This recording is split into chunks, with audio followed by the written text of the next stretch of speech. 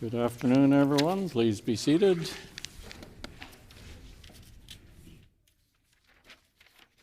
Routine proceedings. Introduction of bills.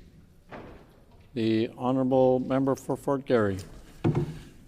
I move, second by the MLA for Tyndall Park, that Bill number 203, the Correctional Services Amendment Act, be now read a second time and referred to a committee of this House.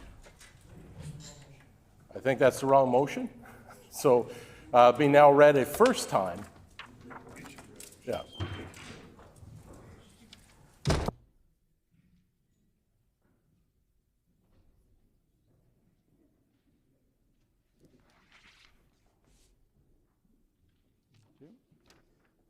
Been moved by the Honourable Member for Fort. Okay.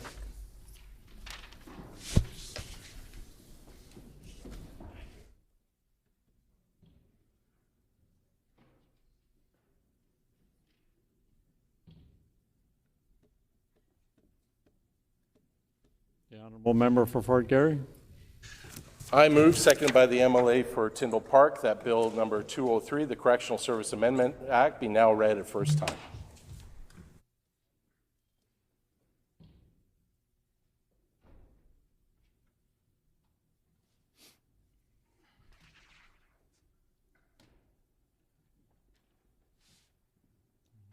Moved by the Honourable Member for Tyndall Park, seconded by, it's been moved by the Honourable Member for Fort Garry, seconded by the Honourable Member for Tyndall Park, that Bill number 203, the Correctional Services Amendment Act, be now read a first time. The Honourable Member for Fort Garry. I'm pleased to introduce the Correctional Service Amendment Act, a bill that would require the province to provide programming that helps inmates reintegrate into the communities after release. Many people in Manitoba's correctional centres or on remand have not been convicted of a crime, yet many receive little to no programming while in custody. Auditor General has found that inmates are often released without meaningful transitional support, many times returning to homelessness or to the same circumstances that led them into conflict with the law. This bill would require the province to create a reintegration plan, publicly report on the programming being offered, and how many inmates are participating. Addressing the root causes of crime means ensuring people leaving custody have the tools and support they need to succeed. Is it the pleasure of the House to adopt the motion? Agreed and so ordered. The motion is accordingly passed. The Honourable Member for Fort Garry. I move, second by the MLA for Tyndall Park, that Bill number 216, the Elections Amendment Act, be now read a first time.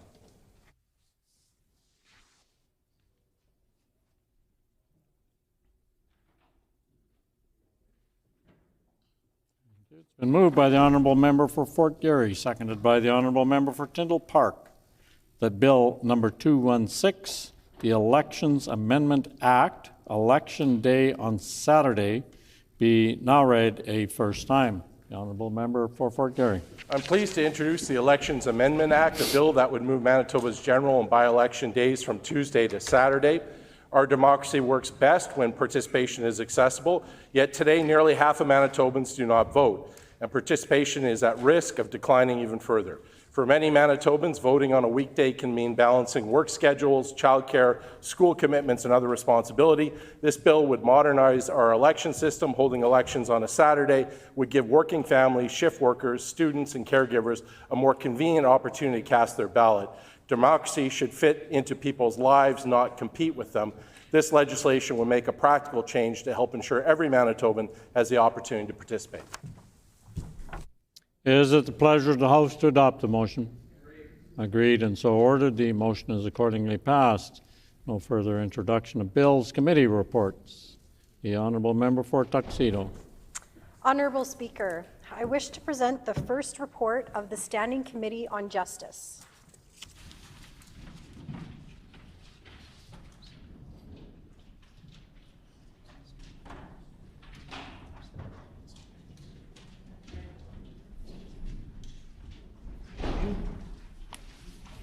Your Standing Committee on Justice presents...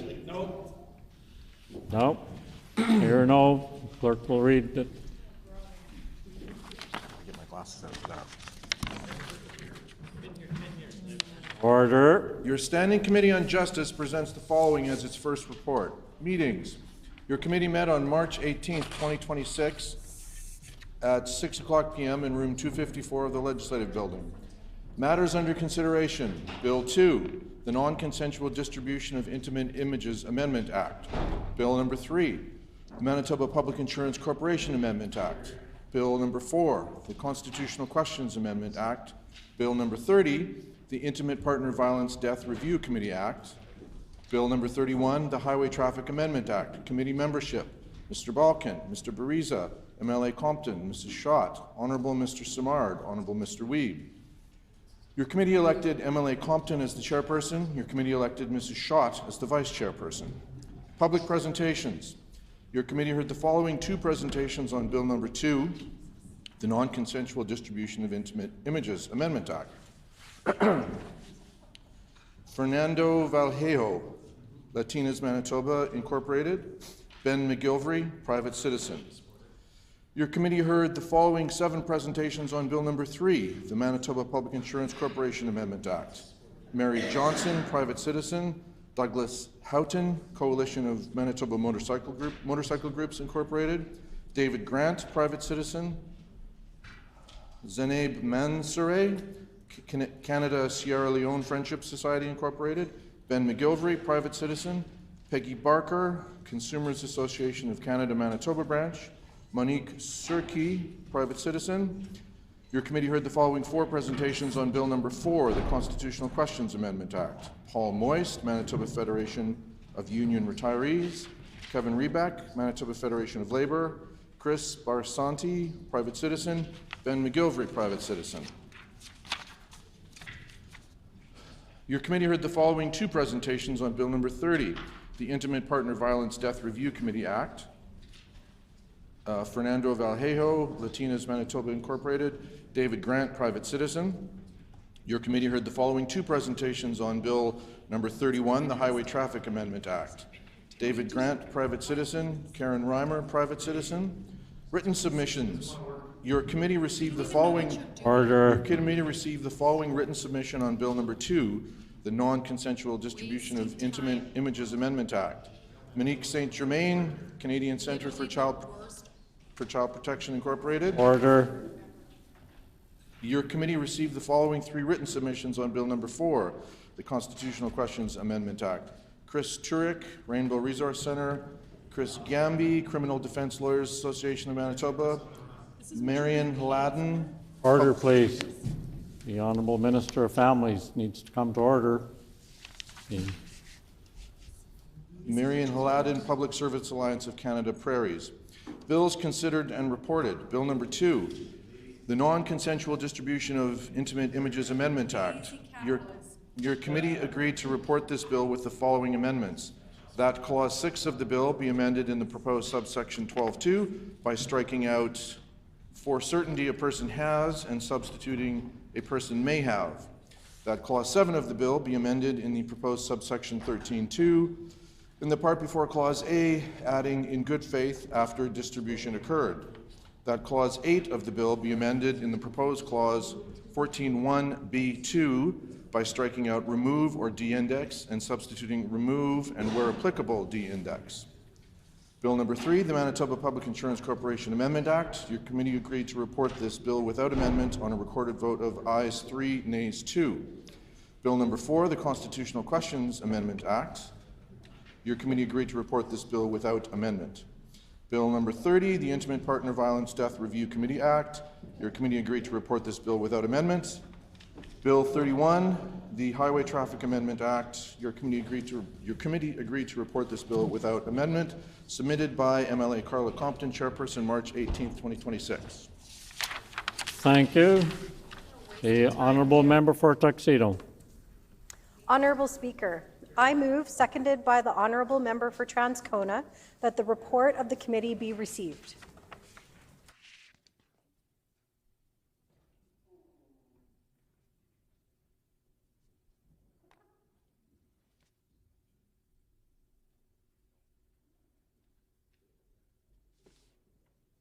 It's been moved by the Honourable Member for Tuxedo, seconded by the Honourable Member for Transcona, that the report of the Standing Committee on Justice be received. Is it the pleasure of the House to adopt the motion? Agreed and so ordered. The motion is accordingly passed. Further committee reports. The Honourable Member for Waverley. Honourable Speaker, I wish to present the first report of the Standing Committee on Social and Economic Development.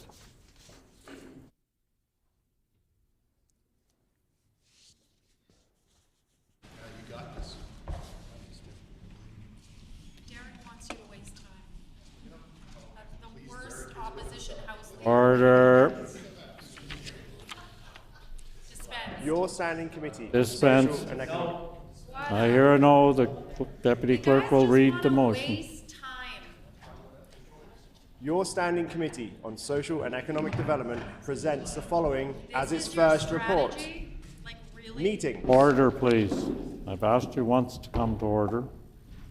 Now you will need to come to order so that I can hear. Somebody wants it read, we need to listen. The Honourable Deputy Clerk. Do you mean to do that?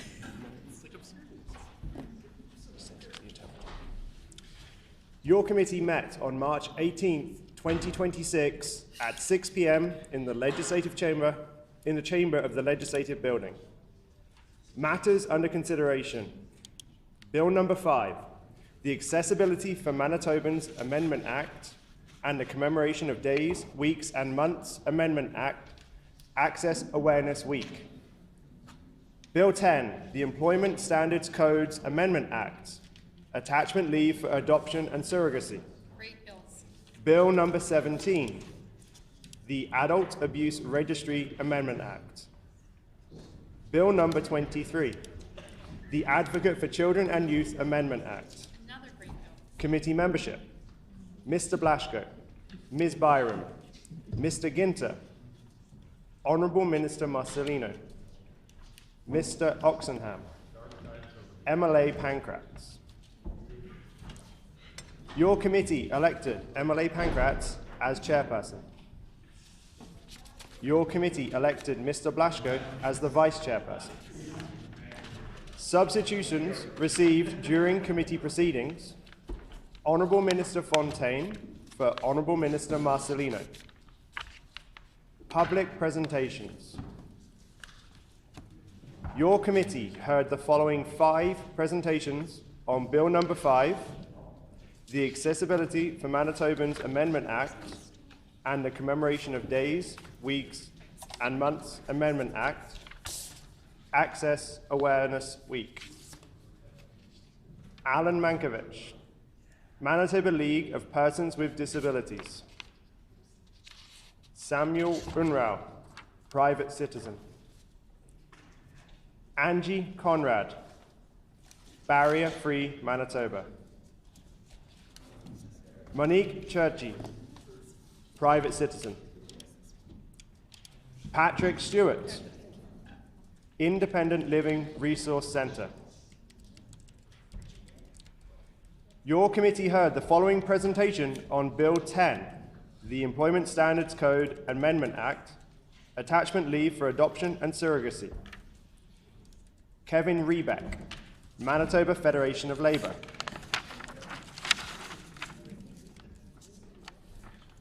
Your committee heard the following 1 presentation on Bill 17, the Adult Abuse Registry Amendment Act. Fernando Verheyo, Latinas Manitoba, Inc. Your committee heard the following presentation on Bill 23, the Advocate for Children and Youth Amendment Act. Fernanda Verheyo, Latinas Manitoba, Inc. Written submissions. Your committee received the following 3 written submissions on Bill number 5, the Accessibility for Manitobans Amendment Act and the Commemoration of Days, Weeks and Months Amendment Act, Access Awareness Week. Karen Birch, Inclusion Winnipeg. Rhonda Svensson, private citizen. Randy Locken, private citizen. Bills considered and reported.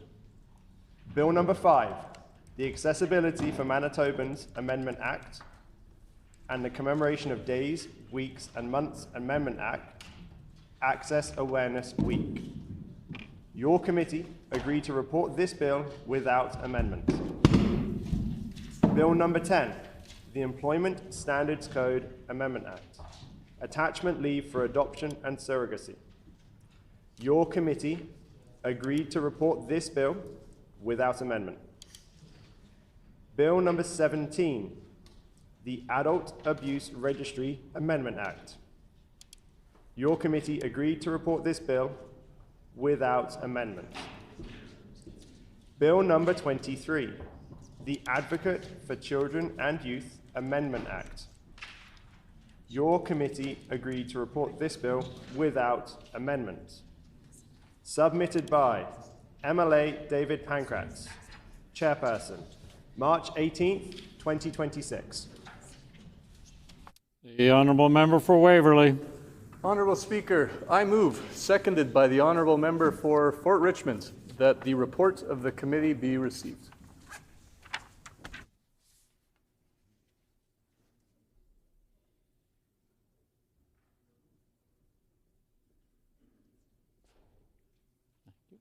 Been moved by the honourable member for Waverley, seconded by the honourable member for Fort Richmond, that the first report of the Standing Committee on Social and Economic Development be received. Is it the pleasure of the House to adopt the motion? Agreed and so ordered. The motion is accordingly passed. Tabling of reports, ministerial statements. The Honourable Minister, Sport, Culture, Heritage and Tourism.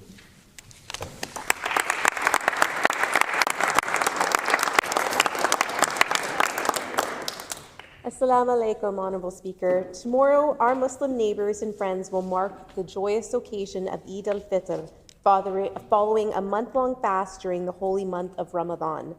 This sacred tradition continues to beautifully enrich the cultural fabric of Manitoba. As a Muslim, I can share that at its core, Ramadan is a time of profound unity. While Muslims abstain from food and drink from sunrise to sunset, the true essence of the fast lies in its power to bring people together, in our homes, in our mosques, and across our communities. In times where our society can feel increasingly divided, the Muslim community offers a meaningful example of how faith and tradition can help bridge differences. With over 26,000 Muslim Manitobans from diverse ethnic and cultural backgrounds, our community is an integral part of the strength and diversity of this province. Honourable Speaker, the generosity displayed through charitable giving, an essential pillar of the Islamic faith, toward those most vulnerable, reminds us that our responsibilities to one another transcend our differences. The values of compassion, humility, and service that are elevated during Ramadan are not unique to one faith. They are values that resonate deeply across communities and help hold Manitoba together.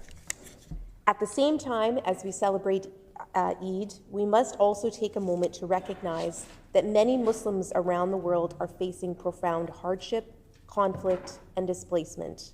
For them, this season is marked not only by faith and resilience, but also by uncertainty and devastating loss.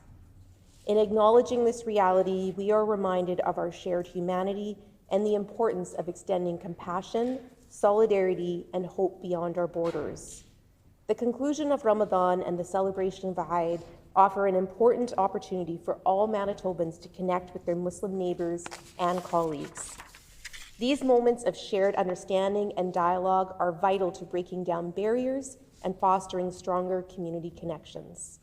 Now more than ever, we are called to embrace the spirit of collective responsibility. Manitoba is strongest when we resist division and instead choose a path of respect, understanding, and peaceful dialogue. Honourable Speaker, I extend my sincere appreciation to Muslim Manitobans for their leadership in fostering connection across faiths and cultures. By standing shoulder to shoulder, we affirm that our diversity is not a barrier, but a shared strength that binds us together in building a more inclusive and resilient society. I invite all members of this House and all Manitobans to join me in wishing those celebrating a peaceful and joyful Eid Mubarak. Shukran, Honourable Speaker.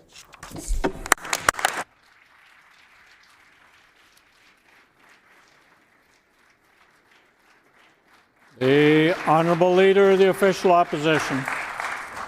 Honorable Speaker, Assalamu alaikum wa rahmatullahi wa barakatuhu. Translation, in the name of God, the most merciful, the most beneficent. I rise today to recognize Eid, a celebration that is happening tomorrow to mark the end of Ramadan for thousands of Muslims here in Manitoba and millions and billions across the world. As a Muslim, this day carries significant meaning to me. Eid al-Fitr marks the end of this blessed month of fasting, sacrifice, prayer, reflection, charity, and devotion. This year is especially meaningful because of two sacred observances that coincided for not only thousands of Muslims, but also thousands of Christians and millions and billions of Christians around the world celebrating, observing Lent. While distinct from one another, both mark a time of reflection, generosity, and sacrifice. One to the sound of church bells, and to the other to the sound of the call to prayer. Today stands a testament to the vibrant cultural and religious diversity that makes Manitoba strong. Throughout Ramadan, Muslims come together to worship, in service, and in community. And throughout Lent, Christians have come together to fast, give alms, and prayer. This Ramadan, I had the honor and pleasure of attending numerous iftars, which is the breaking of the fast at sunset, with many of my colleagues from both sides of the chamber across all of Manitoba. It is a time of generosity, unity, and compassion. As Ramadan comes to an end tonight, and as Lent continues, I believe, for the next 14 days towards Easter, we are reminded of the shared values that unite us: faith, compassion, service, and community. At a time when so much of the world is facing pain, uncertainty, and hardship, these prayers carry even greater meaning. Both of these religious observances remind us of the values of the heart of our faith: charity, humility, gratitude, family, and service to others. These are the values that strengthen not only the Muslim community, not only the Christian community, Jewish community, or any community of faith. It strengthens all of Manitoba and Canada. To all those celebrating Eid, I say Eid Mubarak. To those Christians observing Lent, I say Happy Easter. And to all Manitobans, I say have a blessed and safe holiday season.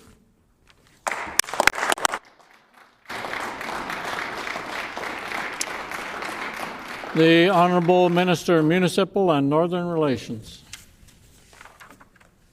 Monsieur le Président, je suis heureux de prendre la parole aujourd'hui pour souligner la Journée internationale de la francophonie.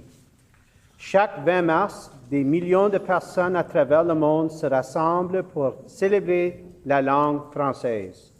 Le thème de cette année, Active ta francophonie, nous lance un appel à l'action. C'est une invitation à parler français, à transmettre la langue, à la choisir et à vivre en français au quotidien. This year's theme, Activate Your Francophonie, is a call to action. It invites us to speak French, to pass it on, to choose it, and to make it part of our everyday lives. Pour le Manitoba, cette journée est à l'occasion de réaffirmer que la francophonie fait partie intégrante de notre histoire, de notre identité et de notre avenir. Et elle nous rappelle aussi que la francophonie manitobaine s'inscrit à un vaste espace international et qu'elle constitue un atout et un levier important de dialogue et de partenariat pour notre province. C'est pourquoi notre gouvernement agit concrètement. À titre de ministre responsable des Affaires francophones, je suis fier de nos accomplissements, tels que l'ajout de postes bilingues au sein de la fonction publique et à l'annonce de 2 nouvelles écoles à la division scolaire franco-manitobaine, une à Brandon et une autre à Saint-Boniface. As a minister responsible for Francophone affairs, I am proud of what we have achieved, including adding bilingual positions within the public service and announcing 2 new schools in the Division scolaire franco-manitobaine, one in Brandon and another in St. Boniface. Je suis particulièrement fier de la consultation publique menée par notre gouvernement sur faire du Manitoba une province véritablement bilingue. C'était la première du genre au Canada. Il y a eu 1654 réponses avec des centaines d'autres participants lors des tables rondes à travers la province. Ce que nous avons entendu de la part de la population manitobaine guidera l'élaboration d'une stratégie à long terme sur le bilinguisme. Le rapport issu de ces consultations sera dévoilé demain, et c'est là que le vrai travail va commencer. What we heard from Manitobans will guide the development of a long-term strategy on bilingualism. The report from these consultations will be released tomorrow, and this is when the real work begins. Monsieur le Président, ces actions s'inscrivent dans une vision claire, celle d'un Manitoba pleinement engagé au sein de la francophonie, ici chez nous, mais aussi sur la scène internationale. C'est dans cet esprit que le Manitoba est fier d'accueillir en avril une visite officielle du groupe d'ambassadrices et ambassadeurs francophones au Canada. Et nous poursuivons activement les démarches pour devenir membre observateur de l'Organisation internationale de la francophonie afin de faire rayonner notre francophonie bien au-delà de nos frontières. In that spirit, Manitoba is proud to welcome, in April, an official visit from the group of Francophone ambassadors to Canada, and to actively continue efforts towards becoming an observer member of the OIF, so that our francophonie can reach well beyond our borders. Monsieur le Président, en cette journée internationale de la francophonie, j'invite tous les membres de cette assemblée et l'ensemble de la population manitobaine à célébrer la richesse de notre francophonie manitobaine. Honorable Speaker, on this International Francophonie Day, I invite all members of this Assembly and all Manitobans to celebrate the richness of our Manitoban francophonie. Merci.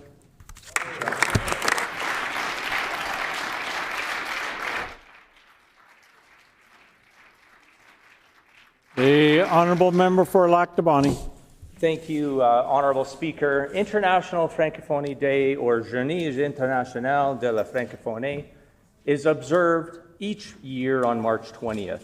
It commemorates the signing of the Niamey Convention in 1970, which led to the creation of what is now the International Organization of la Francophonie.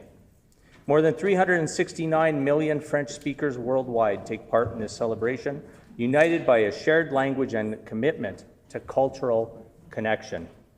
This day is a tribute to the richness and diversity of Francophone culture expressed through music, literature, art, cuisine, and storytelling. La langue française est plus qu'un simple moyen de communication, elle est au cœur de l'identité, de la culture et de notre histoire commune. Ici, au Manitoba, cet héritage est profondément enraciné, transmis de génération en génération par le francophone et valorisé par les francophones qui en reconnaissant toute l'importance et la richesse durable. Tens of thousands of Manitobans call French their mother tongue, and many more speak it as a second language, reflecting that French remains a vibrant part of our incredible province. Across our communities, French can be heard in classrooms, workplaces, cultural events, and everyday conversations, reflecting a language that is not only preserved, but actively lived. I encourage all Manitobans to learn, to engage, and to take pride in the richness of our Francophone roots and the many contributions of the Francophone community, past, present, and future. Honourable Speaker, you don't have to be fully fluent in French to appreciate and honour the French culture, language, and history. And at this time, I would like to say a great big shout out and thank you to our ASL interpreters and, of course, our translation services here in the Manitoba Legislature as well. La Francophonie fait partie intégrante de notre identité manitobaine et le célébrant, nous célébrons notre histoire, notre diversité et notre avenir commun. Merci, thank you, Yakiu.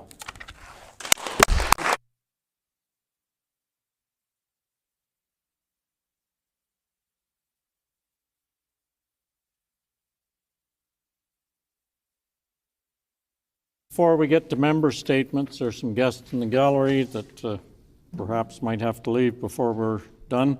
So we have seated in the public gallery from the Dr. Doug Elfson Youth Council under the direction of Scott Ord. Also present is former page Imogen Zemlak, and these folks are guests of the Honourable Member for Kirkfield Park, and we welcome you here today.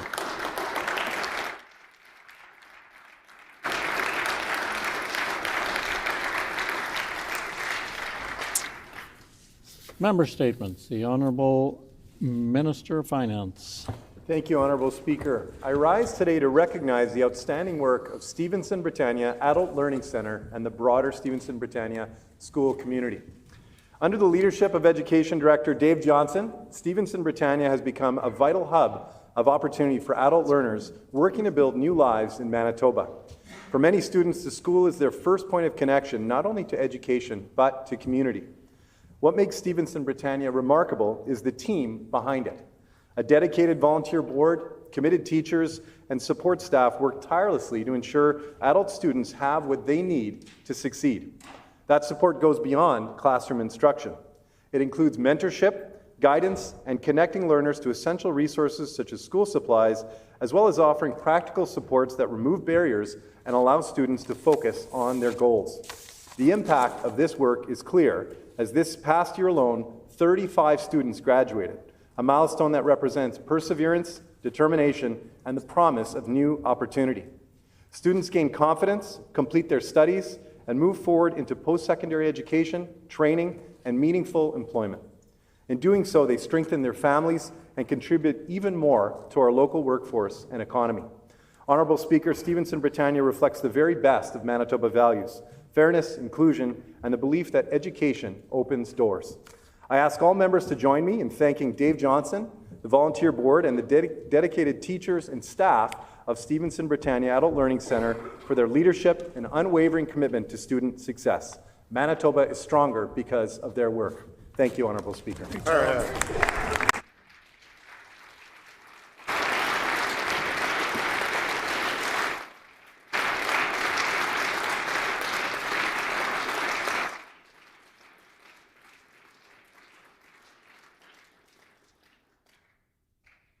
The Honourable Member for Riding Mountain. Thank you, Honourable Speaker. Every winter, while most of us are staying warm indoors, a dedicated group of volunteers is hard at work outside, long before the first sled hits the snow. They are the keepers of the trail, the men and women of our snowman-affiliated snowmobile clubs. And because of them, this cherished recreational pastime continues to roar across my region. From Thunder and Ice to snow tracks, from the Verdon Valley Runners to the Prairie Mountain Snowdrifters, these clubs groom and maintain hundreds of kilometers of trail, linking our towns, supporting our businesses, and showcasing the very best of Manitoba's winter landscape. Their work connects communities like Kenton, Foxwarren, Oak River, Hamiota, Erickson, Shoal Lake, and many more through over 13,000 kilometers of provincial trails maintained by more than 50 clubs. This commitment is no small task. It takes time, training, and major financial investment. Just this year, Thunder and Ice invested over $50,000 in a new groomer to ensure top quality trails. Volunteers mark routes, maintain signage to snowman standards, build and service warming shelters, and remove stakes in the spring. They work closely with generous landowners who allow trails across their property, partnerships built on trust and respect. Snowman, established in 1975, provides leadership and support to ensure trails are safe, environmentally responsible, and accessible. Through snow passes, riders directly support this vast network. But beyond the machines and the miles, this is about community. It's about families exploring freshly fallen snow, friends gathering at warming shelters, and visitors stopping in our towns for a meal or a weekend stay. So today, I want to recognize these volunteers, environmental stewards, trail builders, and ambassadors of winter. Because of them, Manitobans don't just ride, they belong. Thank you.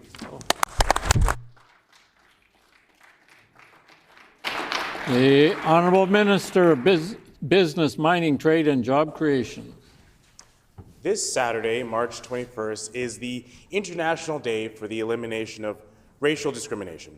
While this day originated in the struggle against apartheid in the 1960s South Africa, its message remains unmistakably relevant today.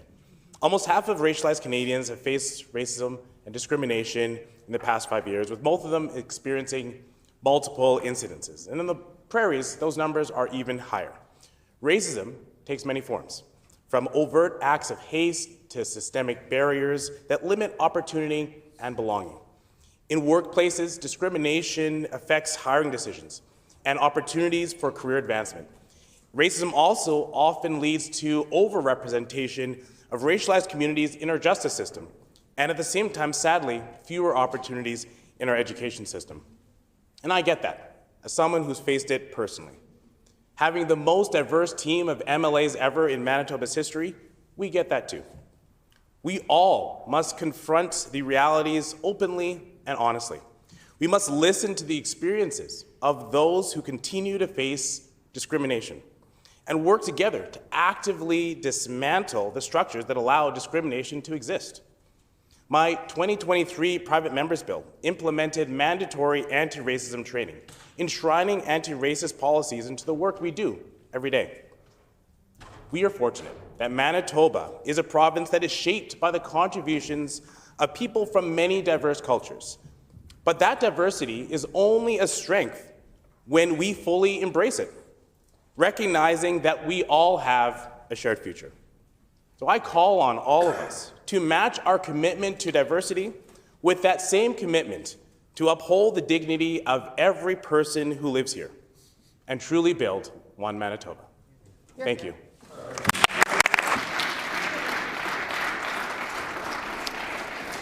The Honourable Member for Morden Winkler.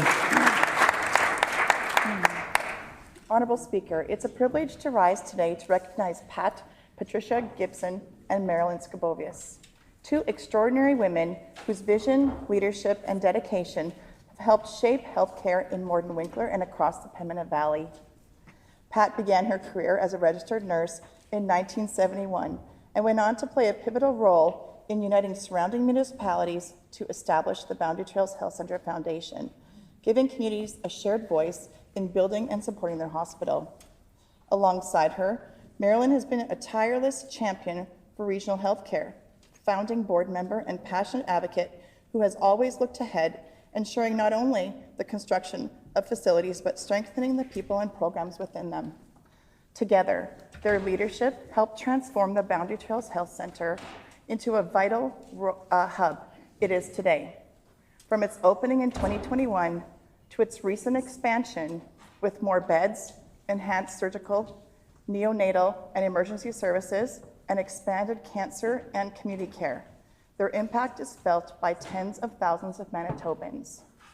This progress took vision, persistence, and collaboration.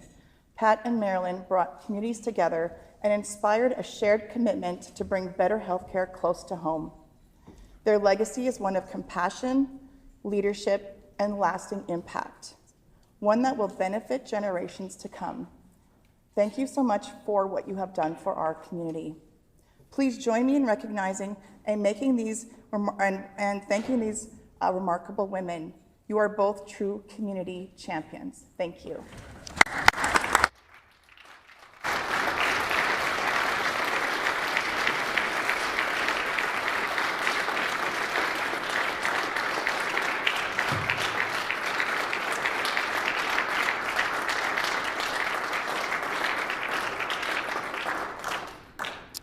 The Honourable Member for Elmwood.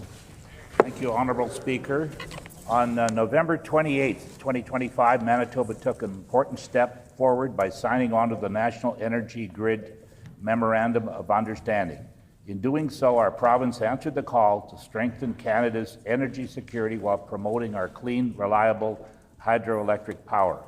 As a longtime advocate for an east-west power grid, both as an MLA and a member of Parliament, I firmly believe Manitoba is uniquely positioned to play a leading role in Canada's electric future. We're home to 15 generating stations, many large-scale hydro facilities in northern Manitoba, supplying the vast majority of our electricity. For decades, our transmission system has been oriented north-south, delivering power to our population centers and exporting to U.S. markets like Minnesota and Wisconsin. But the future demands more. Strengthening east-west transmission links with Saskatchewan and Ontario will open markets for Manitoba's clean energy. It will allow us to sell more electricity across Canada, support other provinces in reducing their reliance on fossil fuels, and to help finance future hydro development here at home.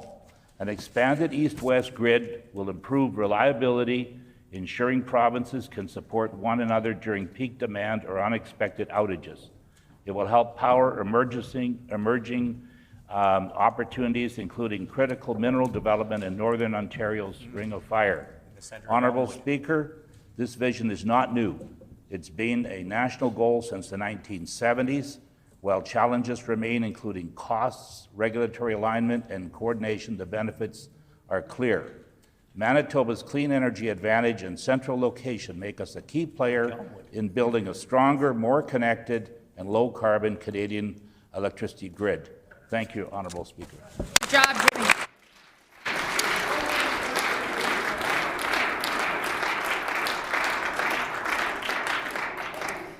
Prior to oral questions, there are some more guests in the gallery I'd like to introduce. I'd like to draw the attention of all honourable members to the public gallery, where we have with us today Polly Kleinsaucer from Springfield Hutterite Colony, who is the guest of the honourable member for Kildonan River East. We all welcome you here today.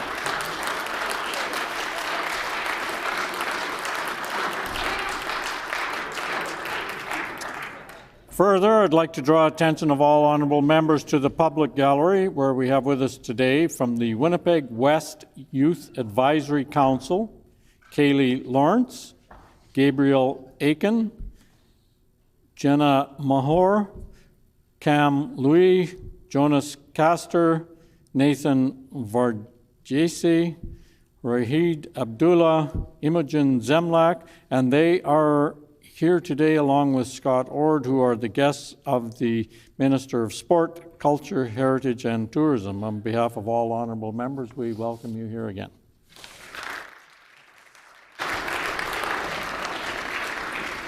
Oral questions. The Honourable Leader of the Official Opposition.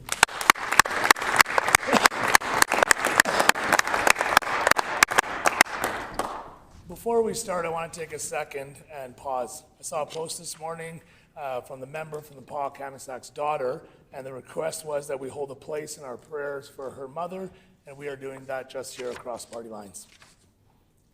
The Premier pretends that a cent and a half off of your gas will make all the difference in the world when it comes to affordability. He pretends that 2 cents off a liter of milk will help you pay your bills. The reality is the Premier has done nothing to make life more affordable, and he has only driven our economy worse. In Manitoba, we are the worst economy in Canada under this NDP government. In 2023, under the PCs, Manitoba was ranked 6th, and now under the NDP government, they're ranked 26th, the second worst in Canada, Honourable Speaker. Fraser Institute states, and I quote, Manitoba is the worst performer with all of its respondents for the province claiming the time to permit, approval, and lengthen development. Why is the Premier destroying Manitoba? We're hearing it every day. The Honourable First Minister. Amanda Laughlin was the first First Nations woman ever elected to this chamber. And it's really something to understand that it took until 2015 for that to happen. And so, obviously I withdraw her name and say the member for the Pakamisak instead. And I would just say you've done a hell of a job raising your daughter, Elise. and I'm very proud of the granddaughter that you recently welcomed into this world, and everybody who's been visiting you over the past little while wishes you well. For the member opposite, we just wish you would do better. Just before moving on, I appreciate the fact that the First Minister apologized for using a name. The Honourable Leader of the Official Opposition. To the Premier, all of Manitoba wishes he would do better when it grows to growing our economy. We are dead last in Canada for economic growth under this NDP government. 40% of those surveyed as industry experts said they would not pursue investments in Manitoba because of this NDP government. In no other province was the government's lack of transparency a deal breaker, but right here in Manitoba under this NDP government. 4 out of 5 companies found that this government to be a detriment to development and growth under this NDP government. This Premier and his entire caucus, NDP government, is destroying Manitoba's economy. Why has the Premier done everything he can to undermine industry and destroy Manitoba's economy? The Honourable First Minister. Well, you know, we came in after the member was thrown out of cabinet by the good people of Manitoba, and we said, all right, what have we got in the way of major projects that we can get going here? And they said, absolutely nothing. Yep. The PCs left absolutely nothing on the economic development portfolio. So you know what we did? We went to Churchill and we said, why don't we open up trade with the rest of the world? And you know who agreed with us? Mark Carney in Ottawa. So we're working together to bring private sector investment to Manitoba to kick our whole economy into the next gear. What are they up to on the other side of the house? Well, they recently sold the PC party headquarters. Now, I do regret to share with the House, while they listed the PC headquarters for $800,000, they were forced to take a haircut and only landed $600,000. So I'd like to ask the member opposite, why should we take any advice when he's running his party like a pawn shop?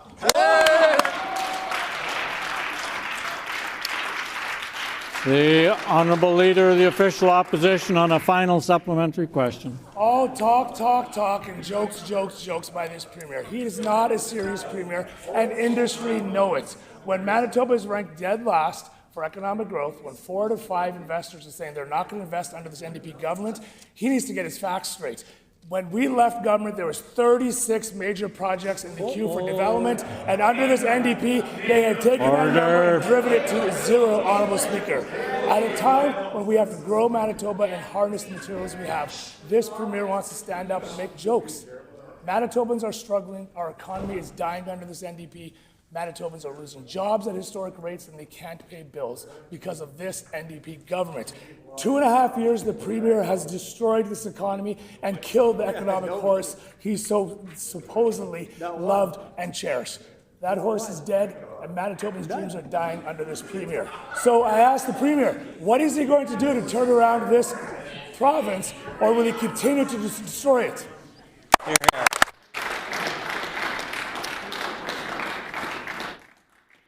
The Honourable First Minister. You know, I don't know what the member has against horses, but on this side of the House, we love all horses. That's right. Economic horses, stallions, horses and carriages. Bring it on. We love our four-legged friends. Yes. Now, when it comes to the member opposite, though, selling off his party headquarters at a 25% discount, maybe next time you sell a property, don't go telling CBC News that it has mice in it. That's what he did at the start of the year. So, of course, that there would be a discount there. But for the members of the PC party, who just found out about the fact their headquarters was just sold, donors as well probably. Do they know who purchased their headquarters? Oh, you're going to love this one, Honourable Speaker. It's the guy who got the most votes in the recent PC party leadership. And of course, as we all know, the person who got the most votes in the last leadership contest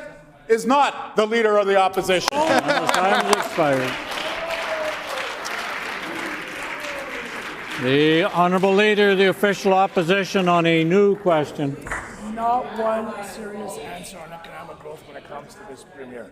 I've asked 3 questions, and all he did was stand up and make jokes in light of the situation that our economy is ranked dead last under this NDP. Maybe he'll take a second and pause when it comes to someone dying in a hospital. Debbie Fuster and her family were failed by this NDP government. They have come forward and asked this NDP government to do better by supporting Debbie's law, and yet this Premier and his entire government refused to help Debbie's family. Her death wasn't a human error. It was evidence of a system that is broken. Systematic failures require systematic solutions. Why is the Premier not committing to pass Debbie's law so no other family has to go through the passing away of a loved one in the way Debbie Fuster's family had to?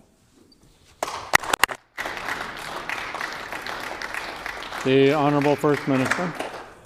Honourable Speaker, I want to take this opportunity to reach out to the family of Debbie Fuster and to let you know that your provincial government grieves alongside you, and we send you our sincere condolences. Anytime a family in Manitoba loses a loved one in a situation like this, the grief is compounded by those questions of what if? What if the Cardiac Centre of Excellence had been there? What if there were the referrals given in a timely fashion? These are all important things that our government is committed to working on for you and for everyone in the province of Manitoba. So we thank you for bringing forward your advocacy, because it's through working together that all of us as Manitobans will build the healthcare system that we all deserve. The Honourable Leader of the Official Opposition on a supplementary question. Sincere condolences don't bring Debbie back. Doesn't it help the family when the family is asking for this Premier to pass Debbie's law? Premier stands up and says he wants to work together, so let's work together. The MLA from Roblin has brought Debbie's law forward, and we ask that this government, this Premier, this NDP government that says they're listening but refuses to act on it, now is an opportunity to work together. Debbie's family is asking for this. There was a mistake made at the hospital. It's a systematic mistake that can be fixed with measures like Debbie's law. Why will the Premier not commit to passing Debbie's law when he says he wants to work together? The Honourable First Minister. Honourable Speaker, speaking through you to the chair, to the family in question here. Of course, we offer you our condolences, but talk is not enough. It has to be followed by action. And action is exactly what our health minister took on your behalf. In March of last year, they issued a directive upholding the exact thing that this family has been asking for. I'll table for the House today a memo from Shared Health dated April 11th, 2025, sent by Dr. Ed Bichelle, the Provincial Specialty Lead for Surgery in the province of Manitoba, again outlining that patients will receive in writing information about the acuity and the targeted wait time, that they'll be given the contact information if clinical symptoms change, and of course that the other asks that this families have will be implemented. Now, I will also table for the House an anonymized letter that shows what... expired.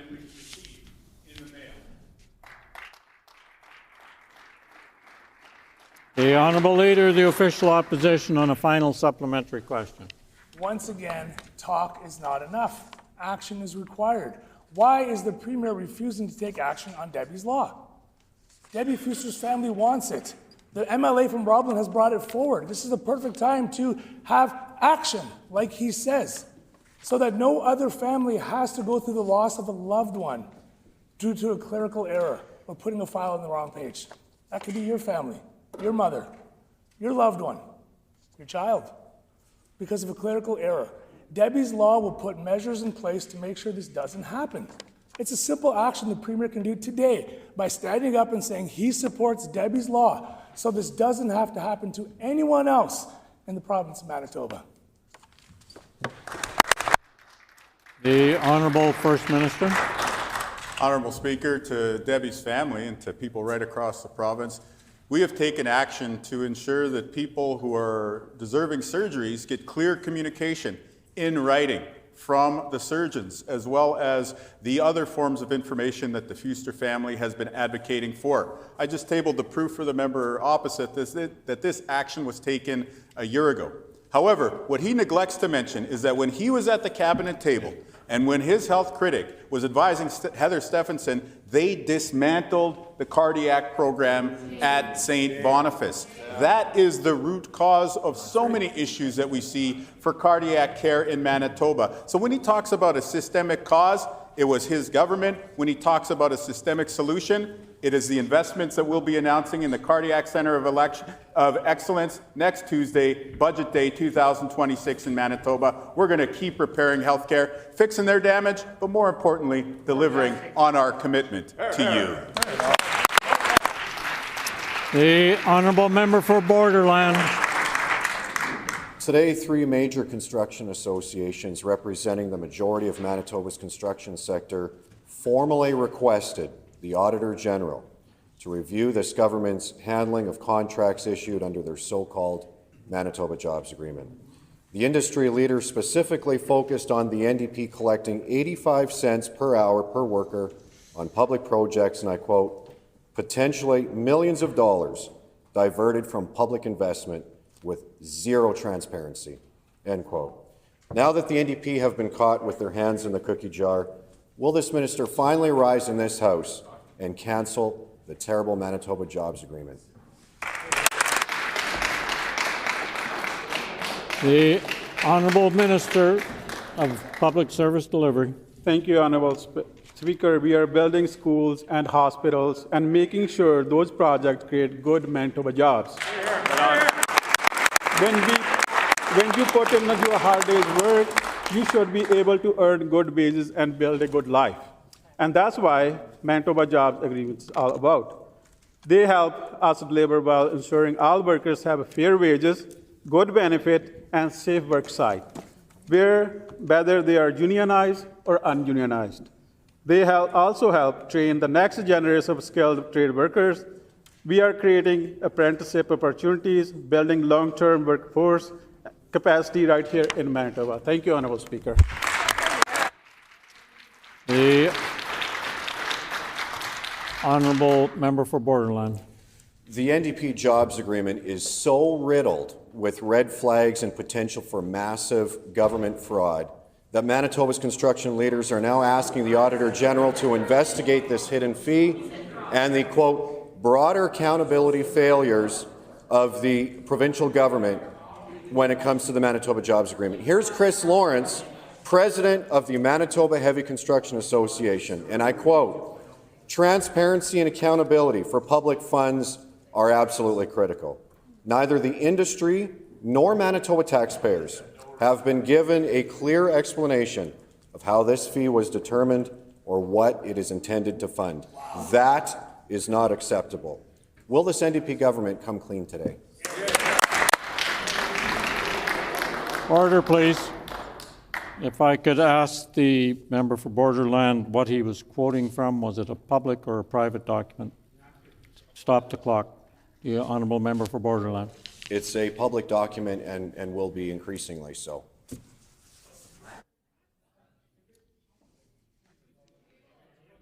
Okay. The Honourable Minister of Public Service Delivery. Thank you, Honourable Speaker. We have made a record $3.7 billion investment in building Manitoba. And we are investing in the future of workers. We are making sure those investments create thousands of good jobs right here at home, today and next generations. We respect the people want to understand how the approach works. But the reality is this: Manitoba jobs agreements are open, competitive, and already delivering results. We are not shutting anyone out. We are setting clear, fair rules so that projects run smoothly and workers are treated fairly. Public investments are creating good jobs for Manitoba workers and building up the skilled workforce we needed here for the future. We are going to keep working with the industry, contractors, workers to make sure the approach continues to deliver strong results for Manitoba. Thank you, Honourable Speaker. The Honourable Member for Borderland on a final supplementary question. This NDP government brought in this terrible Manitoba Jobs Agreement without any consultation with the construction industry. They have set it up in such a way as to enrich their political friends and grease their own political pockets. Now that Manitoba's construction industry leaders have called on the Auditor General to investigate this government and this agreement, will this NDP government commit to cooperating with the Auditor General in an investigation? Order, please. Stop the clock. Minister of Education and Early Childhood Learning, please come to order. The honourable member for Borderland. Will the NDP government commit to cooperating with the Auditor General in an investigation, and will they walk away from the corruption and end this crooked deal? The Honourable Minister of Public Service Delivery. Thank you, Honourable Speaker. We are listening to Manitobans and we are listening to Manitoba workers, Honourable Speaker. The 100% people who work on MJA projects are better off under MJA, Honourable Speaker. But the PCs want to do, they want to bring the workforce from out of province, which is not going to happen under our watch, Honourable Speaker. We will always put Manitoba workers first. Thank you, Honourable Speaker. Right on. The Honourable Member for La-Vérendrye. Thank you, Honourable Speaker. We've already seen that this NDP government failed to build the economy, but now it's failing to efficiently build the projects that we need as Manitobans. And this morning we saw that from a letter from Manitoba Heavy Construction Association, the Winnipeg Construction Association, and the Construction Association of Rural Manitoba, who released a joint letter calling on the Auditor General to investigate the Manitoba Jobs Agreement. They outlined that the MJA is broken at the structural level, and that this NDP backroom deal locks out 88% of Manitoba construction workforce. This agreement clearly doesn't do what the government says it sets out to. When will this minister Member's time has expired. The Honourable Minister of Business, Mining, Trade and Job Creation. Honourable Speaker, for years, Manitoba economy suffered under their terrible plan, where they went to Saskatchewan, they went to Ontario and said, we've got projects here, bring your workers into Manitoba and take the jobs from Manitobans. That was their plan. That's what they did with construction projects. Instead, no, we're going to change the approach. We're going to actually look at projects that are built here in Manitoba, schools, healthcare facilities, and say, we want to prioritize Manitobans for the jobs here in Manitoba. That's a good economic plan that puts Manitobans to work, that builds our economy, that builds schools, healthcare facilities that help all Manitobans. The Honourable Member for La-Vérendrye on a supplementary question. Honourable Speaker, we're hearing from the industry and we're hearing from the workers that this jobs agreement is shutting out 88% of Manitoba workers. Not only is this agreement shutting out those workers from earning a living, we now learn that it's taking money directly out of our economy and funneling it into NDP political allies. Honourable Speaker, this is at a time that the government is growing government spending 5 times that of economic growth. Why is this Premier more interested in feeding government and the campaign slush funds rather than helping construction workers feed their own families? The Honourable Minister of Business, Mining, Trade and Job Creation. Honourable Speaker, working people are our allies. We work to help working people. Let me be clear, with Manitoba Jobs Agreement, 100% of workers will get better benefits, 100%. And what we're doing, Honourable Speaker, is to support our economy right here. When projects happen in Manitoba, who do we want to prioritize? Manitoba workers. That's what we're doing with the Manitoba Jobs Agreement. So when projects happen here, we invest in our own economy for schools, for hospitals. That's what moves our province ahead. That's what moves our economy ahead. Instead of seeing Saskatchewan and Ontario license plates on job set, we're seeing more Manitoba plates. Moves our economy ahead. Ensure that we make the investments we need to move our economy. We won't take lessons from a former failed government. Time has expired. The Honourable Member for La-Vérendrye on a final supplementary question. Honourable Speaker, the only thing that we've seen is economic stagnation under this government. Under the NDP, Manitoba's leading the country on 2 things. You know what those 2 things are? food inflation and tax inflation. That's right. Shame. Honourable Speaker, Manitobans are experiencing an all-out affordability crisis right now, and rather than helping struggling families with good-paying jobs, the NDP are too busy creating a slush fund to benefit the backdoor buddies. Honourable Speaker, why does the NDP continue to play politics with the affordability crisis? The Honourable Minister of Business, Mining, Trade and Job Creation. Honourable Speaker, the former failed government and the members who sit in opposition know all too well about deals when they rammed through a controversial project after they lost the election. That's what they tried to do. They got fined by the commissioner for unethical procedures, and they still didn't even kick out members out of the caucus who were fined in that proceeding. As a result, they learned nothing. They learn absolutely nothing. They don't know how to build an economy. On our side of the House, when projects come here, we build them with Manitoba workers. $3.7 billion capital project, the largest spend in Manitoba's history, that happens with Manitoba workers. That's what MJA is all about. Manitoba projects for Manitoba workers. That's how we build one strong economy. The Honourable Member for Midland. Winnipeg school divisions have hiked property taxes by up to 43% since this NDP took office, a direct hit to hardworking families that are already stretched under a cost of living crisis. This oblivious NDP removed all the guardrails, they let school division taxes spiral out of control, and then they pretend to be surprised. It happened last year, it's happening this year, and it's going to happen again next year under this NDP government. So how can this NDP justify slamming families with historic increases to school taxes while they're already struggling? The Honourable Minister of Finance. Thank you, Honourable Speaker. We know for years, under the members opposite, education was underfunded, and underfunded in a really big way. And I know the members opposite probably have conversations in their communities with leaders in the division, and we know they're hearing this. For years, cuts after cuts after cuts. And again, finally, after a long 7.5 years, this team came in and started funding education above the rate of inflation for 3 years in a row. And while we do that, we're offering affordability relief, targeted affordability relief, and education property tax credit, $1,500 last year, $1,600 this most recent tax season. And Honourable Speaker, we can't wait for Tuesday, where we're going to talk about the extra work we're doing to reduce costs for Manitobans. The Honourable Member for Midland on a supplementary question. The numbers tell a very different story, Honourable Speaker. A 43% increase in Louis Riel School Division, a 37% increase in Pembina Trails, and a 36% increase in River East Transcona. Since the minister is refusing to take accountability for his decisions, school trustees, superintendents across the province are saying that their funding model and their funding is not enough. So will the MLA for Southdale stand up for her constituents that have been slammed with a 43% increase since she was elected? The Honourable Minister of Finance. Honourable Speaker, the Minister for Advanced Education and Training stands up for her constituents every single day, just like everyone on this team.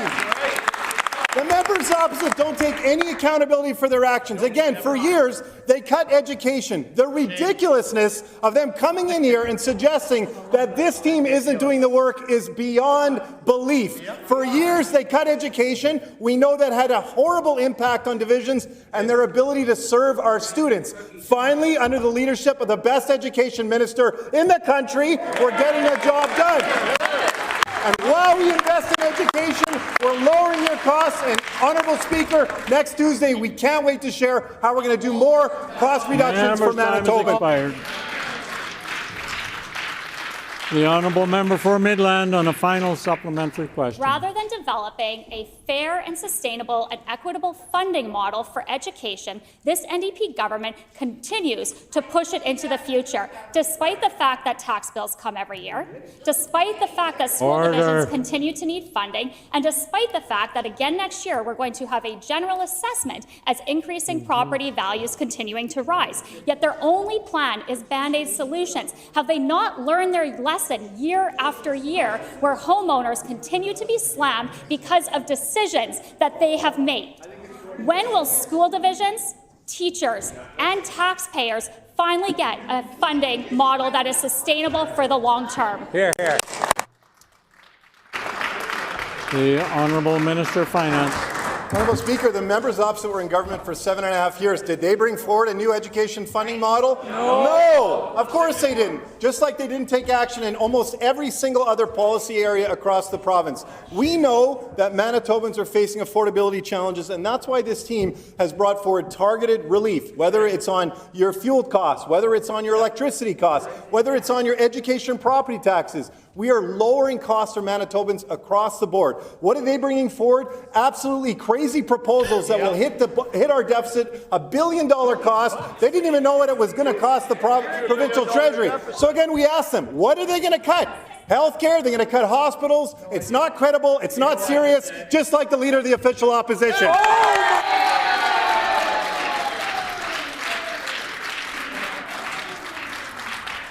The Honourable Member for Riding Mountain. Honourable Speaker, the number of primary care paramedics in Western Manitoba has dropped from 149 to 124 over the last 2 years, a 20% reduction, according to documents obtained from Shared Health by the Brandon Sun. That's 25 fewer paramedics working today than in 2023. Why is this failing health minister risking the lives of residents of Western Manitoba? Good. The Honourable Minister of Health, Seniors and Long-Term Care. Thank you, Honourable Speaker, and I thank the member for that question. When we're talking about care in rural Manitoba, we take that very seriously on this side of the House. No matter where you live, you deserve to have access to the emergency response services that you need. We do know that all over the province, but specifically in rural and northern communities, the former PC government cut EMS services year over year over year. And that resulted in a loss of over 90 paramedics in rural communities, Honourable Speaker. We're doing the work of fixing the damage the former failed PC government did, including in the Westman and specifically regarding paramedics. Right on. The Honourable Member for Riding Mountain on a supplementary question. Honourable Speaker, this minister's blame game is not working. A 39-year veteran paramedic in Verdun is speaking out about the horrendous wait times residents of the region face. I quote from the Brandon Sun, "It's difficult for the medics, knowing that somebody is waiting and needing their care, and it's going to take them a long time to get there." Who said that, Honourable Speaker? Two-time NDP candidate in the Riding Mountain constituency, Wayne Shacken. If this health minister won't listen to us, will they at least listen to one of their candidates? The Honourable Minister of Health, Seniors and Long-Term Care. Of course, we work with all paramedics. I want to congratulate Wayne. He was actually recognized last year for being an outstanding paramedic. I had the privilege of being there when he received his award. And I want to thank Wayne and other paramedics for working directly with our government to ensure that for the first time ever in Manitoba's history, we have advanced care paramedics working in rural Manitoba. That is a direct result of working with our partners and with experts like Wayne. And Honourable Speaker, that could have happened years ago, but you know who wouldn't allow ACPs to work in rural Manitoba? The former failed PCs. The Honourable Member for Riding Mountain on a final supplementary question. Honourable Speaker, this NDP government has failed residents of Manitoba. They promised to add 200 new paramedics in their first term of office, but only 18 net new paramedics have been hired by Shared Health since October 2023. What immediate actions will the health minister take to ensure residents of Western Manitoba get the EMS services they need when they need it? The Honourable Minister of Health, Seniors and Long-Term Care. Honourable Speaker, our government is working every single day to not only repair the damage done by the previous government, but to make sure that we strengthen healthcare services for generations to come. We are working with AMBM, AMM, Shared Health, all of our partners to ensure that we're training paramedics. We, for the first time in years, have full seats. Our seats are full in our paramedic training program at Red River College. For the first time, we have ACPs in rural Manitoba. And for the first time, not my words, his words, We are retaining net new paramedics in this province. Net new paramedics. After years of them cutting them, firing them, and treating them with disrespect. Honourable Speaker, they froze their wages for over 4 years, including during COVID. We'll take no lessons from them. Expired. The honourable member for Tyndall Park. I rise today to ask about a specific issue that was raised with me by a constituent. She and her children lived with her domestic abuser under the same lease. When she made the decision to leave her abuser, she had to find legal means to break their lease. She obtained a domestic violence certificate from Manitoba Justice, which was delivered to her landlord. It was clearly marked confidential for her protection. However, her landlord shared it in an email with her abuser. When she learned of this, she contacted the RTB, who confirmed that the landlord violated the section of the Act designed to protect her. However, she was informed that there are no consequences for the landlord's actions.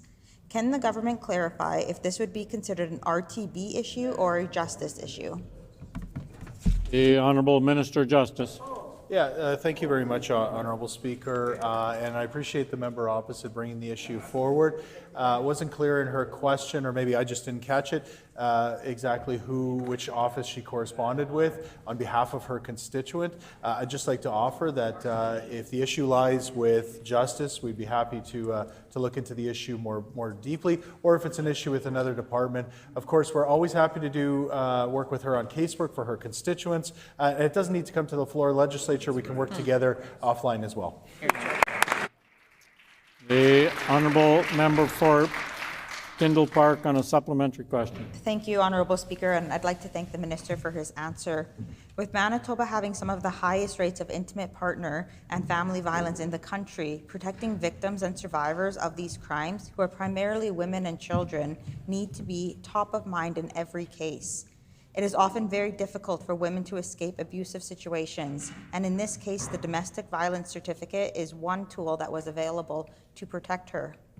Throughout this process and layers of bureaucracy, people are facing further difficulties and barriers at a time when they need support. Because it appears that there should be consequences for those who break the necessary confidentiality, will the Minister look into this gap and direct efforts to change it moving forward? Honourable Minister of Families. I appreciate the member's question that she's asking today, and the issue that she's raising here that I think everyone in the chamber knows is a serious issue that we face here in Manitoba with exponential levels of GBV and IPV violence. I'm really proud that our minister brought forward the IPV death review law. It's just passed committee, so we're looking forward to that becoming part of our Manitoba infrastructure in dealing with IPV. I'll remind the House that was a review committee that the failed PCs dissolved for whatever reason. I don't know if they didn't want to do the work or didn't simply care, but our government is committed to ending gender-based violence and IPV violence. It has no place in Manitoba. Time has expired. The honourable member for Tyndall Park on a final supplementary question. Honourable Speaker, my constituent, like any survivor, is upset by the betrayal of the required confidentiality in place to protect her. We are very concerned that this may not be the only instance of such breach of trust and safety. Would the Minister be amenable, whether through regulation or legislation, to introducing mechanisms to impose penalties or other consequences on landlords who violate confidentiality protections of domestic abuse survivors? The Honourable Minister of Families. Once again, I want to say miigwech to the member for bringing forward a really important issue. And as I've said previously many times and just now, our government takes very seriously the issue of IPV and gender-based violence. One of the things that we've done since we've had the honor of having government is we've put $22 million into 32 organizations that work on the front lines with folks that are escaping GBV and IPV. We've got $13.7 million investments that are strictly for folks that are escaping GBV, and we've invested almost $40 million into our Minoa-Weaki-Kwayak strategy to ensure that there is the infrastructure we need to tackle. Time has expired. The honourable member for Waverley. Honourable Speaker, the previous government promised Manitobans that they'd open new personal care home beds, and then they never did, meaning seniors were left without the care they needed. Instead of closing personal care homes, we're opening them across Manitoba. We've already announced plans to open personal care homes in Lac du Bonny, in Arborg, in Transcona. And just a couple hours ago, we had some very exciting news in Waverley. Can the Minister of Health, Seniors and Long-Term Care please tell Manitobans a bit more about this important announcement? Excited.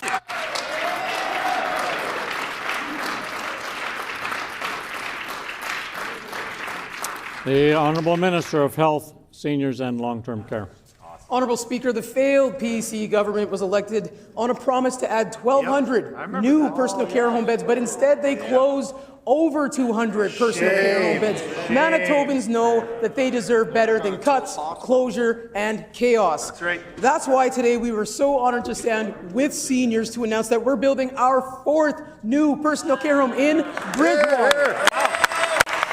This means more beds, shorter wait lists, and seniors getting the care that they need close to home. Honourable Speaker, we are rebuilding capacity. We are treating seniors with the respect, care, and dignity they deserve that they were denied by the failed PCs. Much done, more to do. That's right.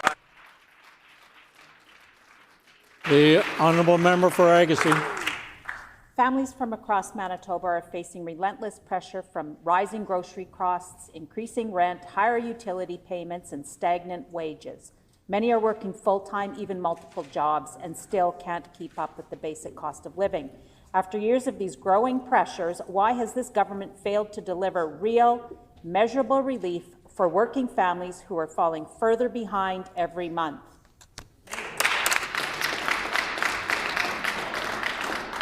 The Honourable Minister of Finance. Honourable Speaker, we're making progress in reducing costs for Manitobans across Manitoba.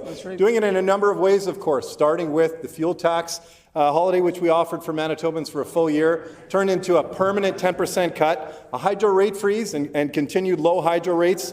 And of course, we've started to increase the renter's tax credit, which we know the members opposite raised. They raised taxes on renters by $175. We're doing the work of course, reducing those pressures for renters who in many cases are those who are struggling the most. This team on this side of the House is going to continue to focus on lowering costs. We cannot wait, Honourable Speaker, for next Tuesday where we're going to talk about the next steps we're going to take to lower grocery prices, lower your education property tax bill, and make life more affordable for Manitobans.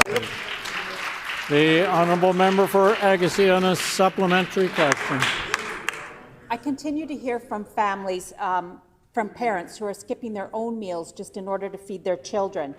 They rely on credit to cover the essentials and living with constant financial stress. These are not isolated cases. This is becoming the reality for many families across Manitoba. Why does this NDP government feel this level of hardship is acceptable in a province as resource wealthy as we are here in Manitoba? The Honourable Minister of Families. I'm really happy to announce to the House that just a mere couple of hours ago, I stood with Harvest Manitoba and announced a $300,000 investment into their First Steps program that works with 130 service providers to ensure that new mums have diapers and baby food and formula as they're making their way in this new path of motherhood. We're very proud to stand with Harvest Manitoba and support the good work that they do, including providing nutrition for mums and babies. Miigwech. The time for oral questions has expired.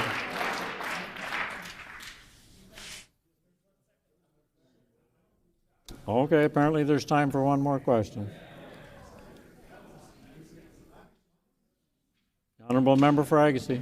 Despite repeated claims from the government that affordability is improving, the reality on the ground tells a very different story. Food bank usage continues to rise, housing costs remain out of reach for many, and everyday essentials are becoming more and more expensive for families.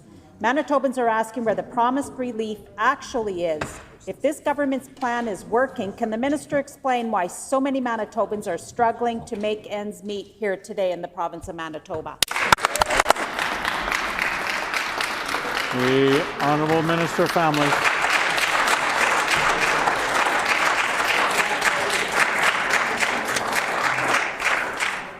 The Honourable Minister of Families. I want to once again just remind Manitobans that are watching that the failed PC caucus, when they were in their failed government, didn't want to feed children that were going to school. They thought that a universal school nutrition program was a bad idea. They had the Premier get up and say that it was a bad idea and shame parents that were struggling to be able to feed their children. They didn't care then, and they certainly don't care now. I know that members opposite kind of get up and want Manitobans to think that they change, but they have not changed. We're really proud of our universal school nutrition program. I'm really proud of the work that we introduced today in our partnership with Harvest Manitoba. Still more work to go.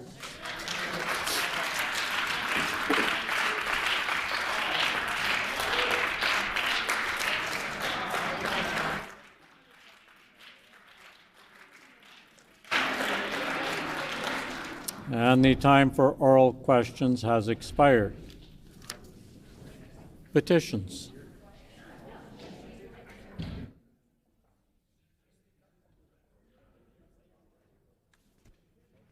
Petitions. The Honourable Leader of the Official Opposition. Thank you, Honourable Speaker. I wish to present the following petition. To the Legislative Assembly of Manitoba. The background to this petition is as follows. Number one, thanks to the investment made under the previous PC provincial government as part of the Clinical and Preventative Service Plan, construction for the new Portage Regional Health Facility is well underway. Hear, hear. The facility and surrounding community would greatly benefit from added diagnostic machinery and equipment, but specifically the addition of an MRI machine. An MRI machine is a non-invasive medical imaging technique that uses a magnetic field and computer-generated radio waves to create detailed images of organs and tissues in the human body. It is used for disease detection, diagnosis, and treatment monitoring. An MRI machine is a non-invasive medical imaging technique that uses a magnetic field and computer-generated radio waves to create detailed images of organs and tissues in the human body. It is used for disease detection, diagnoses, and treatment monitoring.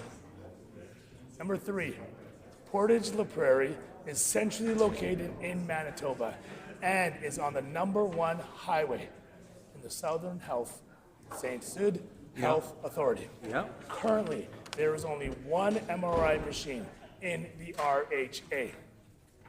Number four, an MRI machine located in the Portage Regional Health Facility will reduce transportation costs for patients, as well as reduce the burden on stretcher service and ambulance use.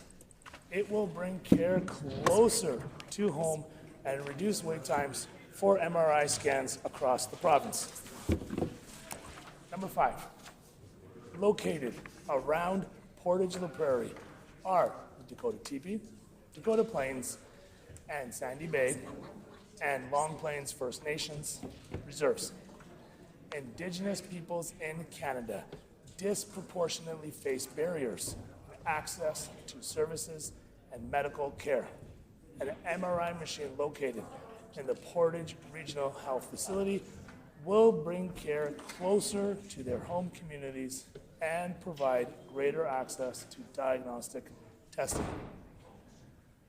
Around Portage La Prairie, at that line.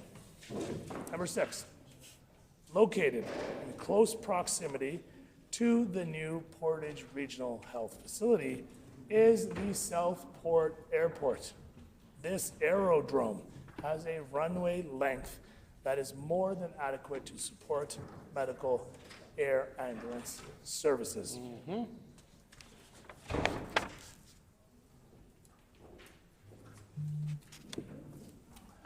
This aerodrome, this would provide the opportunity to transport patients by air from more remote communities to access MRI imaging services. Number 7, the average wait times for Manitobans to receive an MRI scan is currently 6 to 8 months. Ridiculous. Having an MRI machine in the Portage Regional Health Facility will help reduce these wait times for patients and provide care sooner. We petition the Legislative Assembly of Manitoba as follows. To urge the provincial government to support the investment and placement of an MRI machine in the Portage Regional Health Facility in Portage La Prairie, Manitoba. This petition has been signed by Roger Bruger, Joy Bray, Joy Bray, and Sheila Riondo. Riondo. Yep, Sheila very nice Riondo, lady. Honorable Speaker, and many, many other Manitobans. The honourable member for Borderline. Honourable Speaker, I wish to present the following petition to the Legislative Assembly of Manitoba. These are the reasons for this petition. Number 1, persons struggling with mental health as their sole condition may access medical assistance in dying unless Parliament intervenes. Number 2, suicidality is often a symptom of mental illness, and suicide is the second leading cause of death for Canadians between the age of 10 and 19. Number 3, there have been reports of the unsolicited introduction of medical assistance in dying to non-seeking persons, including Canadian veterans, as a solution for their medical and mental health issues. Number 4, legal and medical experts are deeply concerned that permitting Canadians suffering from depression and other mental illnesses to access euthanasia would undermine suicide prevention efforts and risk normalizing suicide as a solution for those suffering from mental illness. Number 5, the federal government is bound by the Charter of Rights and Freedoms to advance and protect the life, liberty, and security of its citizens. Number 6, Manitobans consider it a priority to ensure that adequate supports are in place for the mental health of all Canadians. Number 7, vulnerable Manitobans must be given suicide prevention counseling instead of suicide assistance. And number 8, the federal government should focus on increasing mental health supports to provinces and improve access to these supports instead of offering medical assistance in dying for those with mental illness. We petition the Legislative Assembly of Manitoba as follows. Number 1, to urge the provincial government to lobby the federal government to stop the expansion of medical assistance in dying to those for whom mental illness is the sole condition. And number 2, to urge the provincial government to lobby the federal government to protect Canadians struggling with mental illness by facilitating treatment, recovery, and medical assistance in living, not death. This petition has been signed by Lisa Sawatsky, Susan Peters, Rachel Hildebrand, and many, many Manitobans.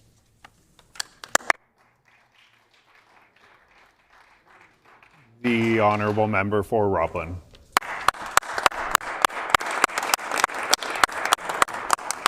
Thank you, Honourable Deputy Speaker. I wish to present the following petition to the Legislative Assembly of Manitoba. The background to this petition is as follows. Number 1, Phoenix School, a kindergarten to grade 5 school located in Headingley, has experienced consistent enrollment growth over the last several years. Enrollment is expected to reach 275 students in the next 2 years. Number 2, because the school is now over capacity, the school division has had to install portable classrooms on site as of fall 2024. Number 3, for several consecutive years, the top capital priority of the St. James Assiniboia School Division has been the renovation and expansion of Phoenix School.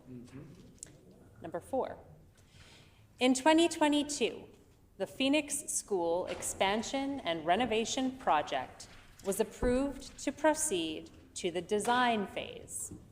The project included, among other amenities, a new gymnasium, 2 new classrooms, a multi-purpose room, and room for 74 child care spaces. Number 5, in June 2024, the school division received notice from the provincial government that the project has been deferred. There is no guarantee if or when the project will move forward. Number 6, there are currently hundreds of children on a wait list for childcare in Headingley. The daycare operator in Phoenix School has been told that they will continue to have space within the school for the 2024-2025 school year only, that further expansion of childcare space within the school is not possible, and that space may be reduced moving forward due to the shortage of classrooms. If new space is not constructed as planned, many families may be left without childcare. Unreal. Number 7, it is critical that the expansion and renovation of Phoenix School proceed as planned in order to support the needs of students, teachers, and families in the growing community of Headingley. We petition the Legislative Assembly of Manitoba as follows: to urge the provincial government to proceed with the planned renovation and expansion of Phoenix School without further delay. And this petition is signed by Katarzyna James, Emily Laycock, Brian Polonsky, and many, many other Manitobans. The honourable member for Midland. Honourable Speaker, I wish to present the following petition. To the Legislative Assembly of Manitoba, the background to this petition is as follows. 1. The provincial government's decision to cancel the education property tax credit and the property tax offset grant has enabled and encouraged school divisions to introduce massive tax increases. 2. These massive increases have been felt by all Manitobans and compounded by arbitrary and punitive changes to the education property tax rebate, and those changes have made many Manitobans ineligible to receive the $1,500 rebate. 3. Secondary property owners are subject to taxation without representation, as they are ineligible to vote for trustees who set the rates, yet second property owners are still required to pay full education taxes in their division. 4. Additionally, families can only claim the reduced education property tax credit on their primary residence. 5. These increases and the revocation of rebates were done with no consultation, punishing Manitobans who maintain family cabins by tying education taxation to assessed property values. We petition the Legislative Assembly of Manitoba as follows: to urge the provincial government to remove education funding and taxation from property taxes and find a fair and equitable way to fund education in Manitoba. This is signed by Adrian Fast, Jay Lear, Vin Nguyen, and many, many, many more Manitobans.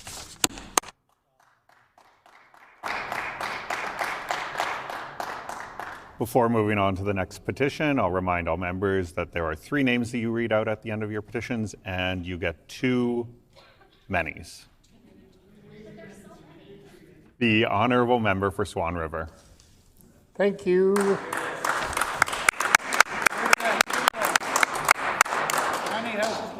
Yeah, exactly. So thank you, Honourable Deputy Speaker. I wish to present the following petition. To the Legislative Assembly of Manitoba. These are the reasons for this petition. Number 1, upgrading Provincial Trunk Highway 45 will accelerate economic development, as it will enhance connectivity, facilitate efficient transportation, and promote economic growth of the region. Number 2, economic development will be further enhanced as improved road infrastructure attracts businesses, encourages investment, and creates job opportunities. Number 3, roads, meeting the Roads and Transportation Association of Canada RTAC standards, improve both safety and efficiency as they can handle heavier loads, reducing the number of trips for goods transportation. Number 4, safer roads further benefit both commuters and commercial vehicles, minimizing accidents and damage. Number 5, upgrading to RTAC standards ensures resilience to challenges caused by climate change, such as thawing and flooding, which negatively impact road conditions. Number 6, efficient transportation networks contribute to Manitoba's economic competitiveness as upgraded roads support interprovincial and international goods movement, benefiting both trade and commerce. We petition the Legislative Assembly of Manitoba as follows: to urge the Minister of Transportation and Infrastructure take the necessary steps to upgrade Provincial Trunk Highway 45 from Russell to Provincial Trunk Highway 10 to meet RTAC standards. This petition has been signed by Lorna Cloud, Daniel Odra, Dolores Gambler, and many other Manitobans.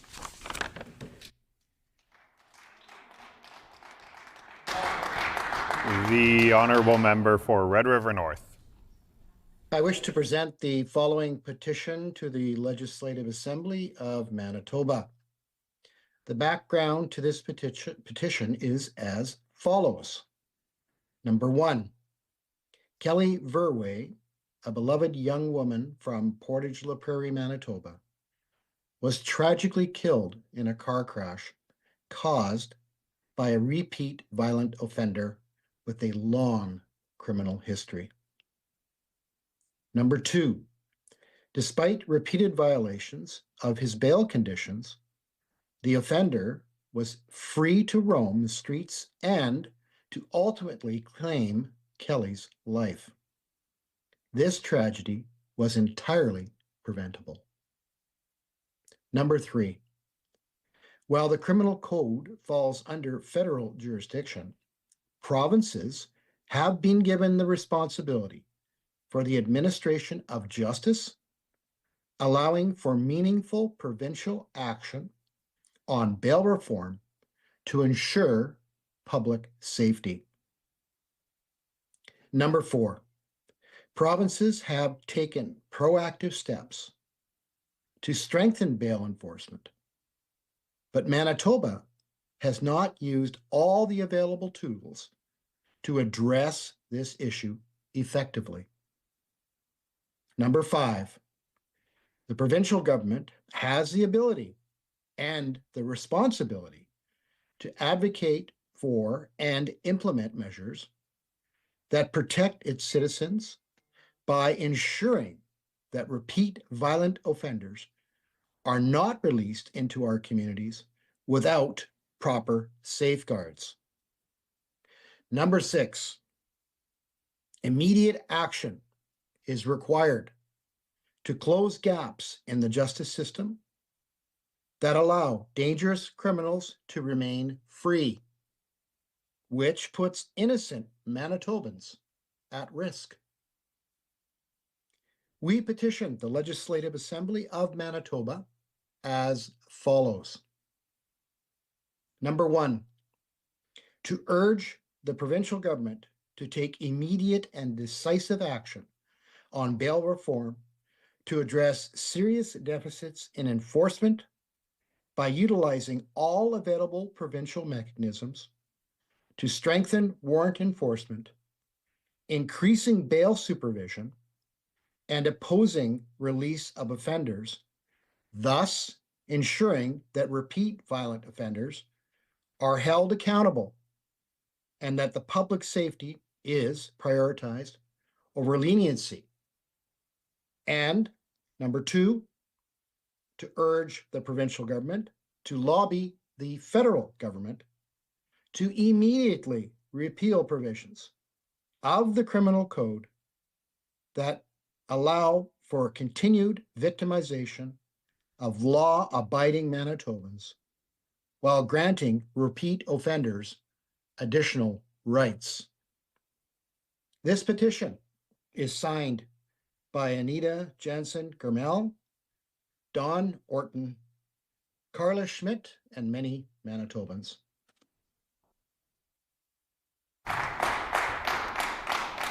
The honourable member for Springfield-Rochelle. I wish to present the following petition to the Legislative Assembly of Manitoba. The background to this petition is as follows. 1, the intersection of Provincial Trunk Highway 75, PTH 75, and Provincial Road 305, PR 305, at St. Agathe has become increasingly dangerous for motorists and pedestrians. 2, over the past 7 years, there have been at least 20 accidents at this location, resulting in injuries and fatalities. 3, this intersection is heavily used by community members, commuters, and commercial traffic, making safety improvements critical. 4, immediate action is needed to mitigate accidents and prevent further loss of life. 5, An in-service road safety review was completed in 2022, which included recommended improvements but no action plan. 6, immediate action and implementation on the maintenance issues and short-term strategies identified in the 2022 study are needed. 7, development of an action plan with timelines for the medium-term strategies identified in the 2022 study is required. 8, installation of traffic lights or a controlled signal system will make the intersection safer. 9, additional strategies such as reduced speed limits approaching the intersection and the addition of rumble strips to alert drivers of the upcoming intersection will save lives. 10, construction of dedicated turning lanes to reduce collision risk and other traffic calming designs will help reduce collisions, injuries, and fatalities at the intersection. We petition the Legislative Assembly of Manitoba as follows.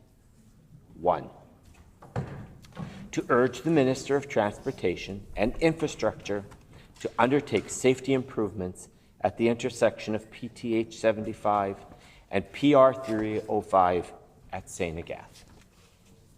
2, to urge the Minister of Transportation and Infrastructure to prioritize measures that will reduce accidents and fatalities, including but not limited to those outlined in the 2022 in-service road safety review. This is signed by Gilbert Dupuis, Aurore Couchel, Noel Couchel, and many other Manitobans. The Honourable Member for Selkirk. Honourable Speaker, I wish to present the following petition, Honourable Deputy Speaker, I wish to present the following petition to the Legislative Assembly of Manitoba. The background to this petition is as follows. Number 1, illegal border crossings into Manitoba have increased 14% in 2024, raising significant public safety and security concerns, particularly in border communities. Number 2, changes to the Canada-US Safe Third Country Agreement have driven migrants deeper into hiding to avoid apprehension, making law enforcement efforts more difficult. Number 3, Border Patrol officials believe that criminal organizations, including Mexican cartels, are involved in smuggling operations at the border, posing serious security threats to Manitoba. Number 4, human smuggling networks are abandoning vulnerable migrants, including families in isolated and dangerous locations, exposing them to severe risks, especially during Manitoba's harsh winters. Number 5, border communities are preparing for possible surge in illegal border crossings, which could overwhelm local resources and emergency search and rescue services.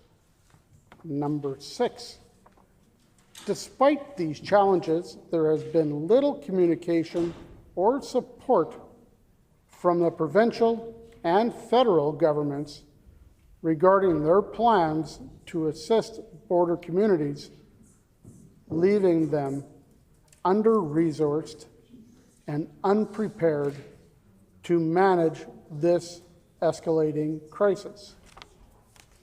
Honorable Deputy Speaker, we petition the Legislative Assembly of Manitoba as follows.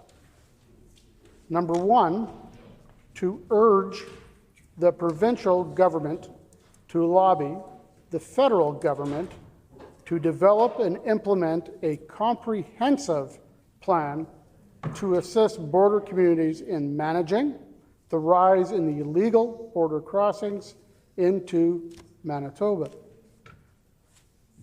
Number two, Honorable Deputy Speaker, to urge the provincial government to work closely with federal and local authorities to ensure adequate resources, including funding and support for emergency services, are available to protect local communities, and that immediate measures will be taken to dismantle and destroy all smuggling networks operating in Manitoba. This petition has been signed by Rick Rivers, Dylan Quilty, Marcel Lemire, and many, many more Manitobans.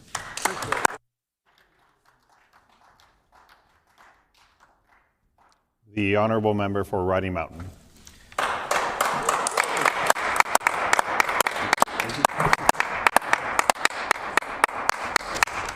Honourable Deputy Speaker, I wish to present the following petition to the Legislative Assembly of Manitoba. The background to this petition is as follows.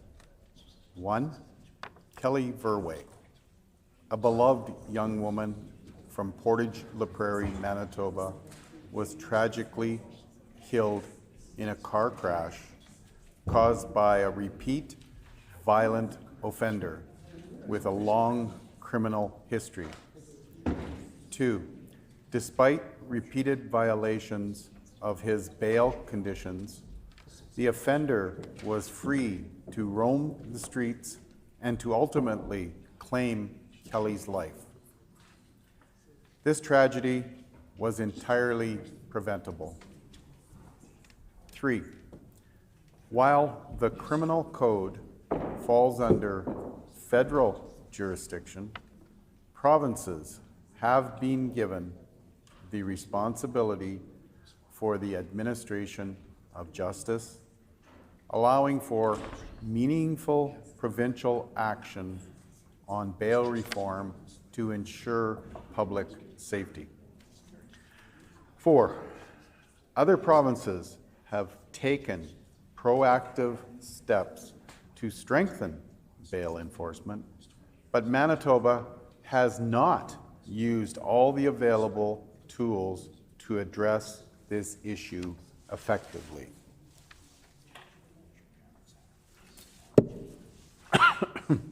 5. The provincial government has the ability and the responsibility to advocate for and implement measures that protect its citizens by ensuring that repeat violent offenders are not released into our communities without proper safeguards. 6. Immediate action is required to close gaps in the justice system that allow dangerous criminals to remain free, which puts innocent Manitobans at risk. We petition the Legislative Assembly of Manitoba as follows. 1. To urge the provincial government to take immediate and decisive action on bail reform to address serious deficits in enforcement by utilizing all available provincial mechanisms to strengthen warrant enforcement, increasing bail supervision, and opposing release of offenders, thus ensuring that repeat violent offenders are held accountable and that public safety is prioritized over leniency. And 2, to urge the provincial government to lobby the federal government to immediately repeal provisions of the criminal code that allow for the continued victimization of law-abiding Manitobans while granting repeat offenders additional rights. Honourable Deputy Speaker, this petition has been signed by Debbie Drain, Don Drain, David Muller, and many, many other fine Manitobans. Thank you.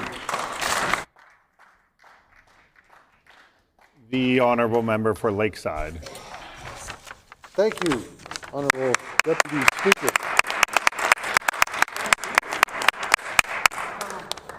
I wish to present the following petition to the Legislative Assembly of Manitoba. And the background to this petition is as follows. Number 1, Kelly Verway, a beloved young woman from Portage-la-Prairie, Manitoba, was tragically killed in a car crash caused by a repeat violent offender with a long criminal history. Number 2, despite repeatedly violating his bail conditions, the offender was free to roam the streets, ultimately claiming Kelly's life. This tragedy was entirely preventable. Number 3, while the criminal code falls under federal jurisdiction, responsibility for the administration of justice has been given to provinces, thus allowing for meaningful provincial action on bail reform to ensure public safety. Number 4, other provinces have taken proactive steps to strengthen bail enforcement, but Manitoba has not used all of the tools available to address this issue effectively. Number 5, the provincial government has the ability and responsibility to advocate for and implement measures that protect its citizens, ensuring that violent repeat offenders are not released into our communities without proper safeguards. Number 6, immediate action is required to close gaps in the justice system that allow dangerous criminals to remain free, putting innocent Manitobans at risk. Number 7, this government must prioritize public safety over leniency towards repeat offenders. We petition the Legislative Assembly of Manitoba as follows: to urge the provincial government to take immediate and decisive action on bail reform, addressing serious deficits in enforcement by utilizing all available provincial mechanisms to strengthen warrant enforcement, increase bail supervision, oppose release of offenders, thus ensuring that repeat violent offenders are held accountable and that public safety is prioritized over leniency, and to call on the federal government to immediately repeal provisions of the criminal code that allow for the continued victimization of law-abiding Manitobans while granting repeat offenders additional rights. This petition has been signed by Emily Desjardins, David Breed, Lisa Tomanek Pomansky, and many, many, many Manitobans. Thank you, Honorable Deputy Speaker.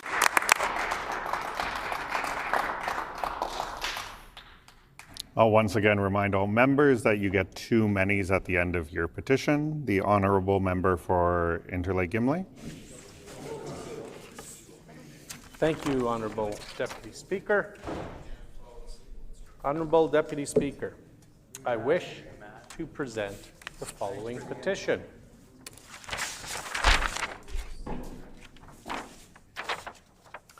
To the Legislative Assembly of Manitoba. The background to this petition is as follows. 1.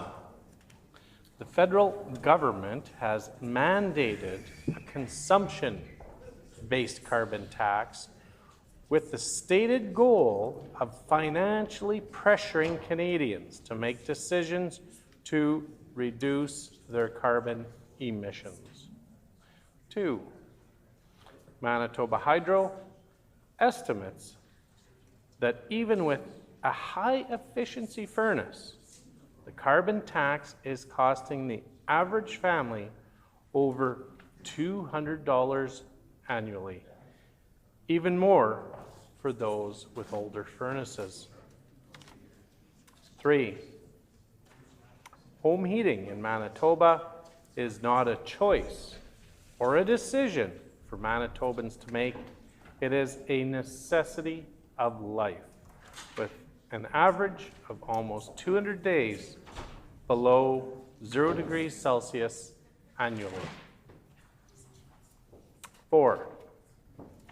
The federal government has selectively removed the carbon tax off of the home heating oil in Atlantic provinces of Canada, but has indicated they have no intention to provide the same relief to Manitobans that are heating their homes.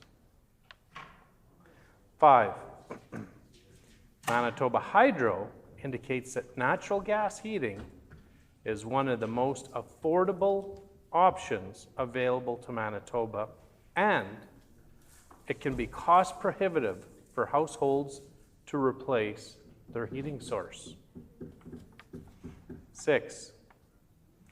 Premiers across Canada, including the Atlantic provinces that benefit from this decision, have collectively sent a letter to the federal government calling on it to extend the carbon tax exemption to all forms of home heating, with the exception of Manitoba. 7. Manitoba is the only provincial jurisdiction to have not agreed with the stance that all Canadians' home heating bills should be exempt from carbon tax. 8. Provincial leadership in other jurisdictions have already committed to removing the federal carbon tax from home heating bills. We petition the Legislative Assembly of Manitoba as follows: to urge the provincial government to remove the federal carbon tax on home heating bills for all Manitobans to provide them much needed relief.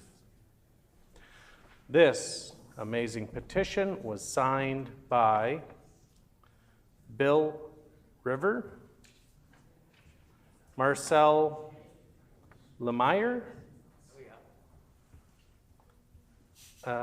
Janet Lemire, and many, many other fine Manitobans. Thank you. The honourable member for Morton Winkler.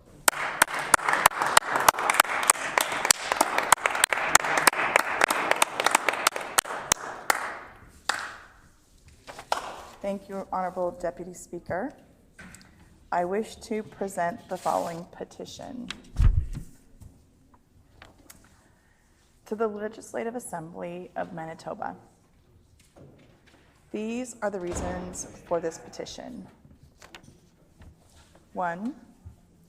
Beginning March 17th, 2024, persons struggling with mental health as their sole condition may access medical assistance in dying unless Parliament intervenes.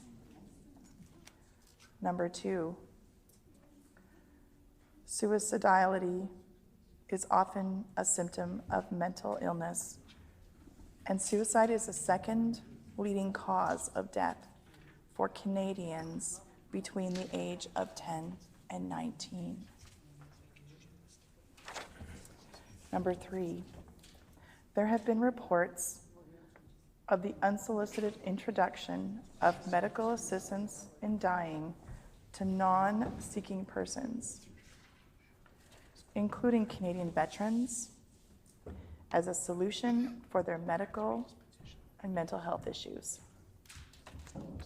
Number 4, legal and medical experts are deeply concerned that permitting Canadians suffering from depression and other mental illnesses to access euthanasia would undermine suicide prevention efforts and risk normalizing suicide as a solution for those suffering with mental health illnesses. Number 5, the federal government is bound by the Charter of Rights and Freedoms to advance and protect the life, liberty, and security of its citizens. Number 6, Manitobans considered it a priority to ensure that adequate supports are in place for the mental health of all Canadians. Number 7, vulnerable Manitobans must be given suicide prevention counseling instead of suicide assistance. Number 8, the federal government should focus on increasing mental health supports to provinces and improve access to these supports instead of offering medical assistance in dying for those with mental illness. We petition the Legislative Assembly of Manitoba as follows. Number 1, to urge the provincial government to lobby the federal government to stop the expansion of medical assistance in dying to those for whom mental illness is the sole condition. And number 2, to urge the provincial government to lobby the federal government to protect Canadians struggling with mental illness by facilitating treatment, recovery, and medical assistance in living, not death. This petition was signed by John Clausen, Esther Clausen, and Rosie Martins, and many, many other Manitobans. Thank you.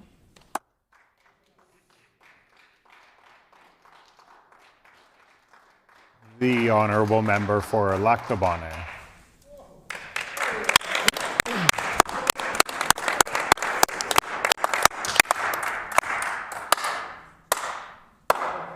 I wish to present the following petition to the Legislative Assembly of Manitoba.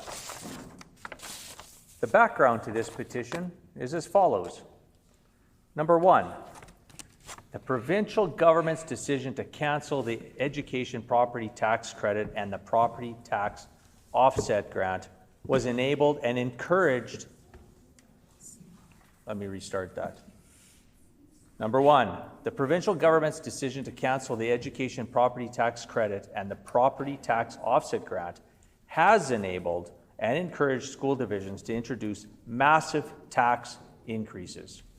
Number 2, these massive increases have been felt by all Manitobans and compounded by arbitrary and punitive changes to the education property tax rebate. And those changes have made many Manitobans ineligible to receive the $1,500 rebate. Number 3,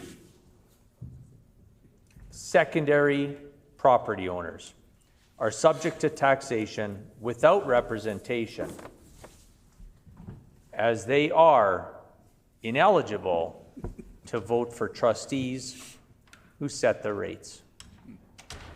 Yet second property owners are still required to pay full education taxes in their division. Number 4, additionally, families can only claim the reduced education property tax credit on their primary residence. Number 5, these increases and the revocation of rebates were done with no consultation, punishing Manitobans who maintain family cabins by tying education taxation to assessed property values. We petition the Legislative Assembly of Manitoba as follows: to urge the provincial government to remove education funding and taxation from property taxes and find a fair and equitable way to fund education in Manitoba. Honorable Deputy Speaker, this petition is signed by Joseph Sitter, Daniel Martin, Cara Palmiero, and many, many more fine Manitobans.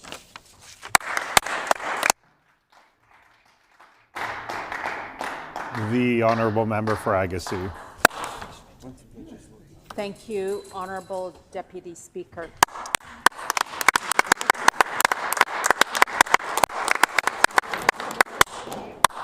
I wish to present the following petition to the Legislative Assembly of Manitoba.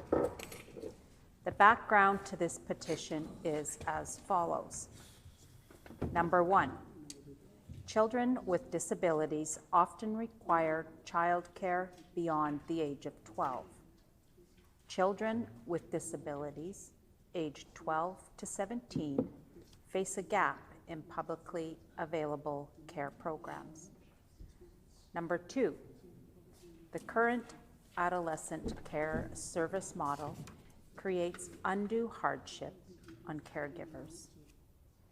Number 3, while developing children may be entering into extracurricular activities, school clubs, or spending time with friends independently, children with disabilities have reduced opportunities for such social and recreational opportunities due to the lack of spaces.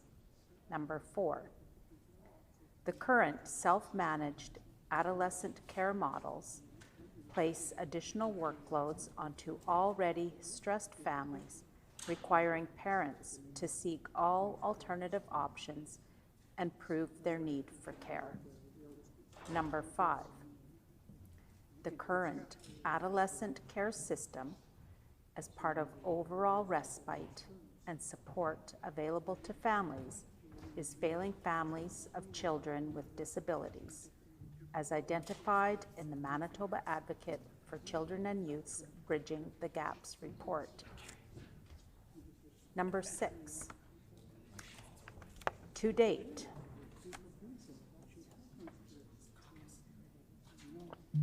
none of the 9 recommendations it contains have been completed beyond 50%. Number 7, The recommendations in this report touch on many of the issues facing families, with adolescent care being but a small component of their overall needs. We petition the Legislative Assembly of Manitoba as follows. Number 1, to urge the provincial government to fully implement recommendations in the Bridging the Gap report. Number 2, to urge the provincial government to immediately implement official policies and procedures that are more respectful and collaborative, which also summarize harm faced by families seeking help from the Children's Disability Services. Number 3, to urge the Minister of Families to arrange for a full review of employment supports provided by Children's Disability Services for children with disabilities aged 12 to 17, including direct consultation with impacted families, and to explore a full spectrum of options to support families, empowering them to choose solutions that best fit their needs. This petition has been signed by Richard Hansen, Colleen Prodzik, and Cindy Foster, and many, many more fine Manitobans.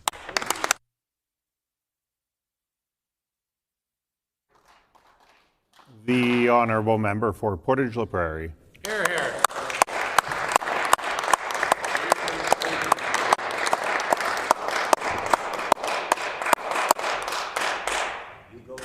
Honourable Speaker, I wish to present the following petition. The background to this petition is as follows. Number 1, the province of Manitoba has filed paperwork with the federal government proposing the establishment of a drug injection site for illegal drugs at 200 Disraeli Freeway without sufficient public consultation. Number 2, the decision to locate the facility at 200 Disraeli was made despite that the site is located in the immediate vicinity of a daycare center, a high school, and multiple community gathering sites, including churches and cultural institutions. Number 3, residents, business owners, and community organizations have raised concerns that the location is incompatible with nearby institutions serving thousands of youths and families, and believe it will erode public safety and confidence in the area.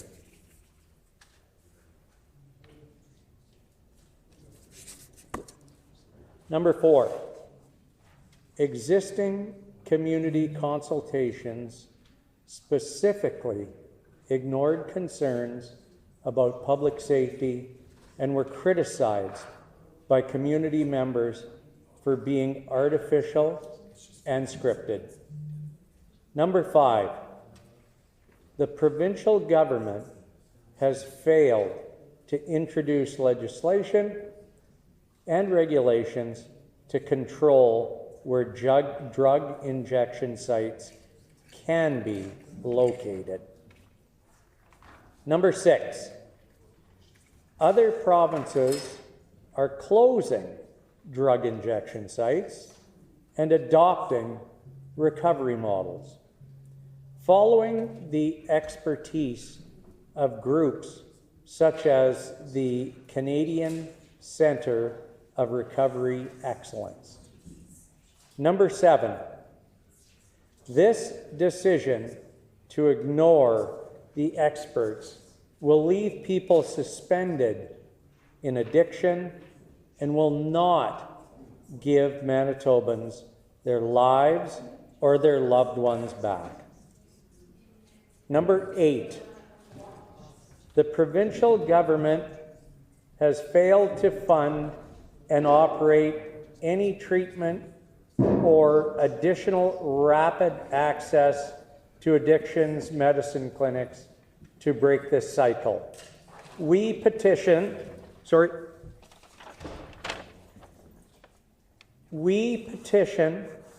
the Legislative Assembly of Manitoba as follows. Number 1, to urge the provincial government to cancel drug injection sites in the Point Douglas community, including the proposed location at 200 Disraeli Freeway. Number 2, to urge the provincial government to legislate that no future site will be proposed without community support. This is signed by Laura Alex, Divine Sampson, and many, many more Manitobans. Thank you, Honorable Speaker.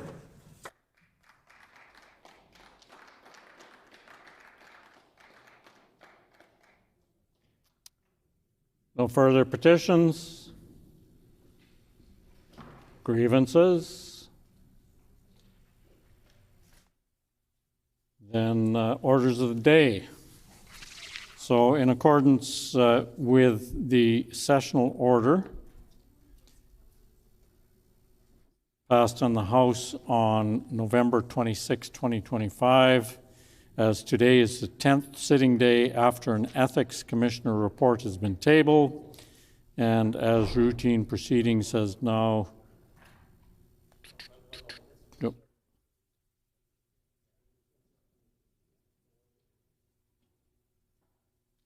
routine proceedings not concluded 60 minutes prior, so that will skip. Let me just start again. In accordance with the sessional order,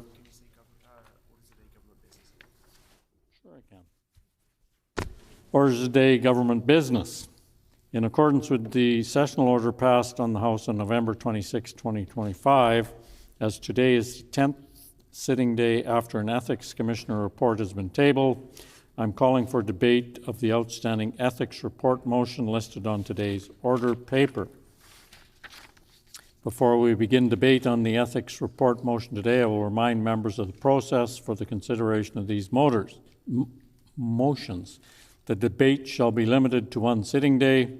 The House shall not adjourn until all members have had an opportunity to speak to the motion. An ethics report motion cannot be amended. The Speaker shall read the motion to the House to open the debate. During the debate, no member shall speak longer than 10 minutes. All members may speak to the motion in the following sequence. First, the subject of the complaint or a member of their party, followed by the complainant or a member of their party, followed by a rotation between speakers from each recognized party, followed by an independent member, followed by any members wishing to speak, repeating this rotation. Before reading the motion to open the debate, I will read into the record the recommendations contained in the report from the Ethics Commissioner regarding the Honourable Minister of Public Service Delivery, dated December 4th, 2025. On page 6 of that report, the Ethics Commissioner wrote, I therefore conclude that the Minister of Public Service Delivery has not breached the Conflict of Interest Members and Ministers Act as alleged by the member for Borderland. The motion before the House is that the Legislative Assembly accept the findings regarding the Honourable Member for the Maples in the conclusion of the report of the Ethics Commissioner dated December 4, 2025. The floor is now open for debate. The Honourable Minister of Public Service Delivery. Thank you, Honorable Speaker. It is my pleasure to rise today in response to the report of the Ethics Commissioner regarding this matter. First, I want to say clearly, I have a great deal of respect for the Commissioner and for the important role the office plays in the maintaining trust and accountability in our democratic institutions. Our entire government respects the commissioners and the independence of the office. That is why I fully accept the finding of this report. And Honorable Speaker, the findings are clear. The Commissioner concluded unequivocally that, I quote, Minister has not breached the Conflict of Interest, Members and Ministers Act, end quote. That's not ambiguous. That is a clear definitive findings. The report also makes it something else very clear. The decision in question, the awarding of this contract was made before I became minister.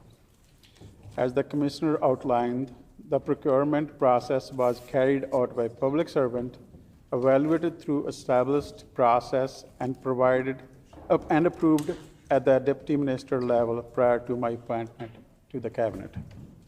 In fact, the Commissioner stated directly that, I quote, at no time did Minister has participated in the decision, end quote. Honorable Speaker, those are the facts.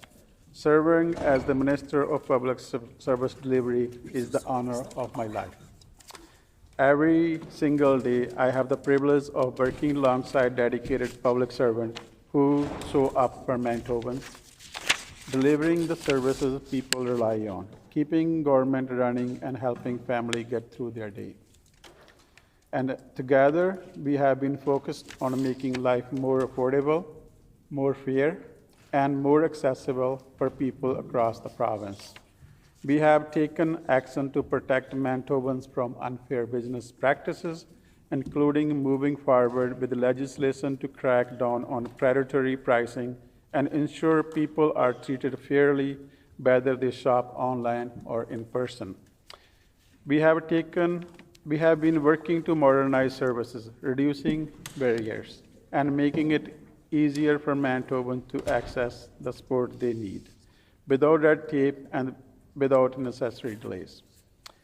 And we have been focused on strengthening trust, making sure government services are delivered with transparency, accountability, and the respect for every Manitoban. Order, please. If I could just remind the Honourable Minister that all comments at this point in time are supposed to be strictly relevant to the motion of the Ethics Commissioner. So if you could just bring your comments back to that, it would be appreciated. The Honourable Minister of Public Service Delivery.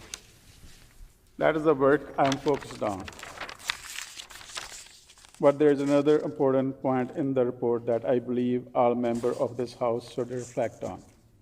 The Commissioner reminded us that making a complaint under the Act is a very serious matter.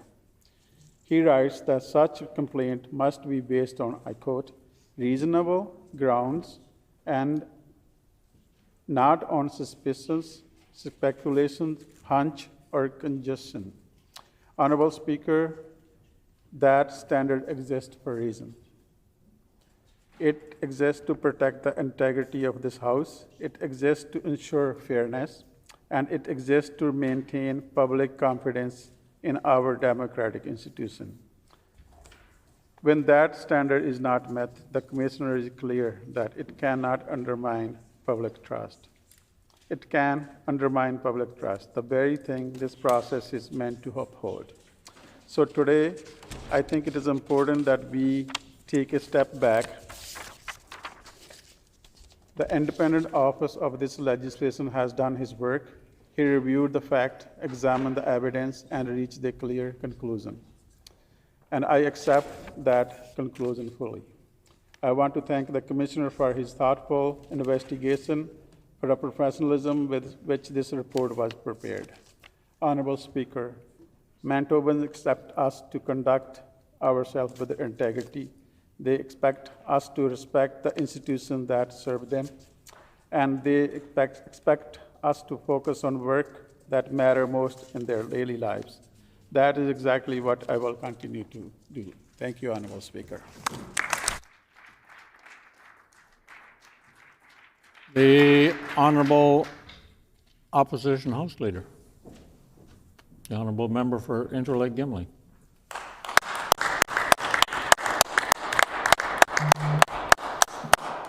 We accept the findings of the report and look forward to the vote. No further members wishing to debate. The House ready for the question. So the question before us is that the Legislative Assembly accept the findings regarding the Honorable Member for the Maples in the conclusion of the report of the Ethics Commissioner dated December 4th, 2025. All those, is it the pleasure of the House to adopt the motion? Agreed and so ordered. The motion is accordingly passed. Orders of the day, government business. The Honorable Government House Leader. Can you please call for the start of second reading of Bill 40, the Elections Amendment Act, followed by the start of second reading of Bill 15, the Consumer Protection Amendment Act? Been announced that we will now proceed to second reading of Bill 40, the Elections Amendment Act, followed by second reading of Bill 15, the Consumer Protection Amendment Act. So, the Honourable Minister of Justice. Thank you, Honourable Speaker. I move, seconded by the Minister for Labour and Immigration, that Bill number 40, the Elections Amendment Act, be now read a second time and referred to a committee of this House.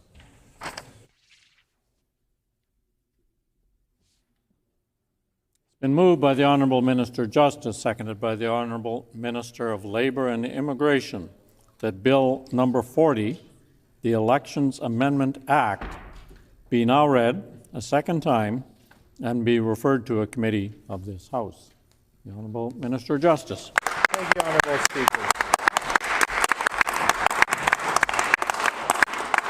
I'm pleased to rise in the House today for second reading of Bill 40, the Elections Amendment Act, and it's an appropriate time, I believe, to rise on this important bill as we deal with issues of the Ethics Commissioner here in the House this afternoon. Of course, this bill builds off of the work of the Ethics Commissioner in ensuring that all members of this House are held to the highest ethical standards in all cases. Currently, we know that Section 55 of the Elections Act prescribes that information required for nomination of election includes such things as a statement disclosing any offense which a member has pled guilty to or has been convicted of under the Criminal Code, the Controlled Drugs and Substances Act, and the Income Tax Act, or any other laws that are designated by regulation. This bill will amend that legislation and Section 55 to add an additional requirement for disclosure if the candidate has been found by the Ethics Commissioner to have contravened the Conflict of Interest Members and Ministers Act, and the Assembly has ordered one of the following penalties: a fine, suspending the member's right to sit and vote in the Assembly, or declaring the member's seat as vacant. Disclosure is not required if the Assembly ordered that the member only be reprimanded because of the contravention. The Chief Electoral Officer would be required to publish any statements made under this new requirement, thereby enhancing transparency to the public. These amendments would apply to any election after they are proclaimed to be in force. Honourable Speaker, we have seen incredibly blatant ethics concerns involving the party and members of the Legislative Assembly that occupies the opposition benches here today. The pattern that has been displayed is unmistakable. Questions around financial disclosure, campaign conduct, government advertising, compliance with election rules, and violating the caretaker convention after losing an election. There's no question that these violations, especially the ones of the former Premier, Heather Stephenson, her Deputy Premier, Cliff Cullen, and the Cabinet Ministers, including the member for Red River North, who were fined for wrongdoing around the Silica scandal have eroded public confidence.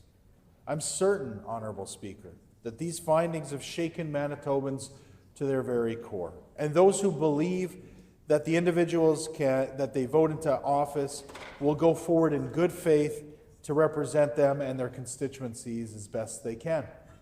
Ethical campaigning in elections is paramount to our free and fair democracy. And corruption in all its forms undermines public faith in our elections. It can erode confidence, leaving Manitobans unsure if they can trust even our electoral system. It may leave them disillusioned with voting or with politics in general, perhaps leaving individuals feeling like their vote doesn't even matter. An Honourable Speaker, that is not in the best interest of Manitobans. Every individual needs to feel that their voice matters and that their vote is important, that they can trust our elections, and that the individuals that they help to elect will go on to represent their area faithfully and ethically. Honourable Speaker, the conduct of former and, in fact, a current member of the opposition caucus around the Silica deal that they attempted to push through after they had lost the election was an egregious violation of the trust of Manitobans. And so, Manitobans deserve to know exactly who they are electing to the Manitoba Legislature. They deserve accountability from their elected officials and the transparency from those who wish to be elected about those transgressions. This bill will help restore that trust that may have been lost by Manitobans, by those Manitobans who were disturbed by the actions and the conduct of the opposition party. It will allow them to make an informed choice when choosing with whom they decide to give their very valuable vote. And that is an incredibly important thing in the world where at times democracy feels that it's being threatened abroad and even here in Manitoba. Honourable Speaker, I look forward to seeing all members step up, show that they support an ethical and a transparent process, and vote in favor of Bill 40 here today. Thank you, Honourable Speaker.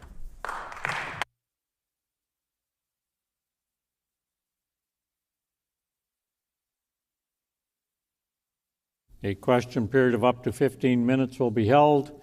Questions may be addressed to the minister by any opposition or independent member in the following sequence. First question by the official opposition critic or designate. Subsequent questions asked by critics or designates from other recognized opposition parties. Subsequent questions asked by each independent member. Remaining question asked by any opposition member. No question or answer shall exceed 45 seconds, and the floor is now open for questions. The Honourable Member for Portage-La Prairie. Thank you, Honourable Speaker.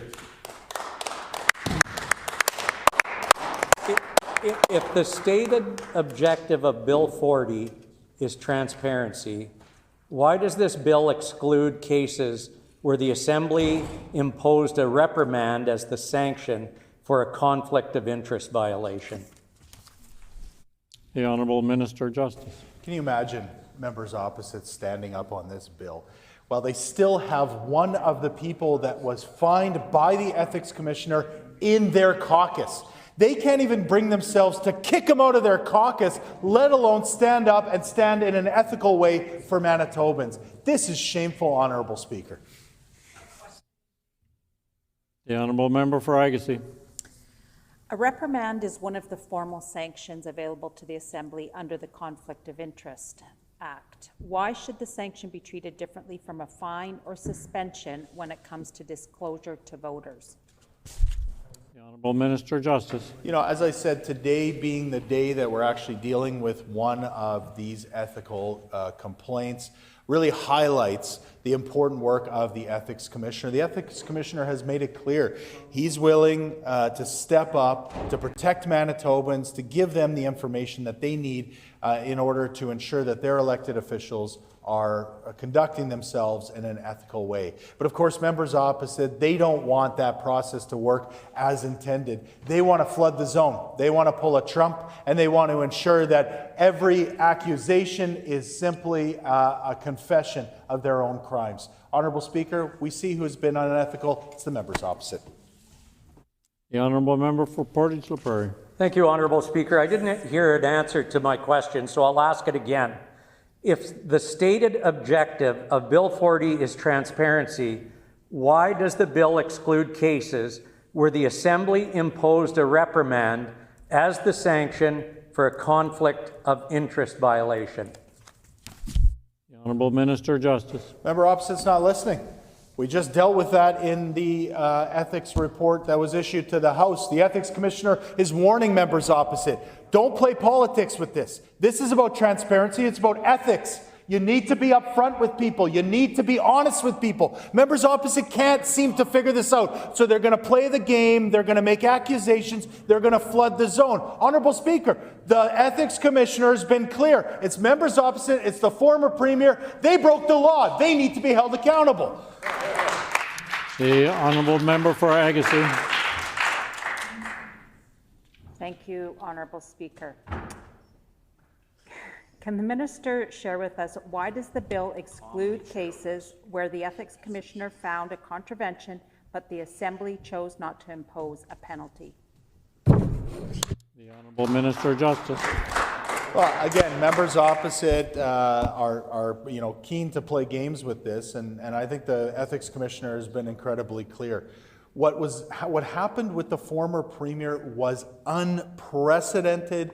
It was unprecedented not only in this province, of course, but across the country. I would argue this might be unprecedented anywhere in Western democracies. This is unbelievable, Honourable Speaker. Members opposite are trying to hide.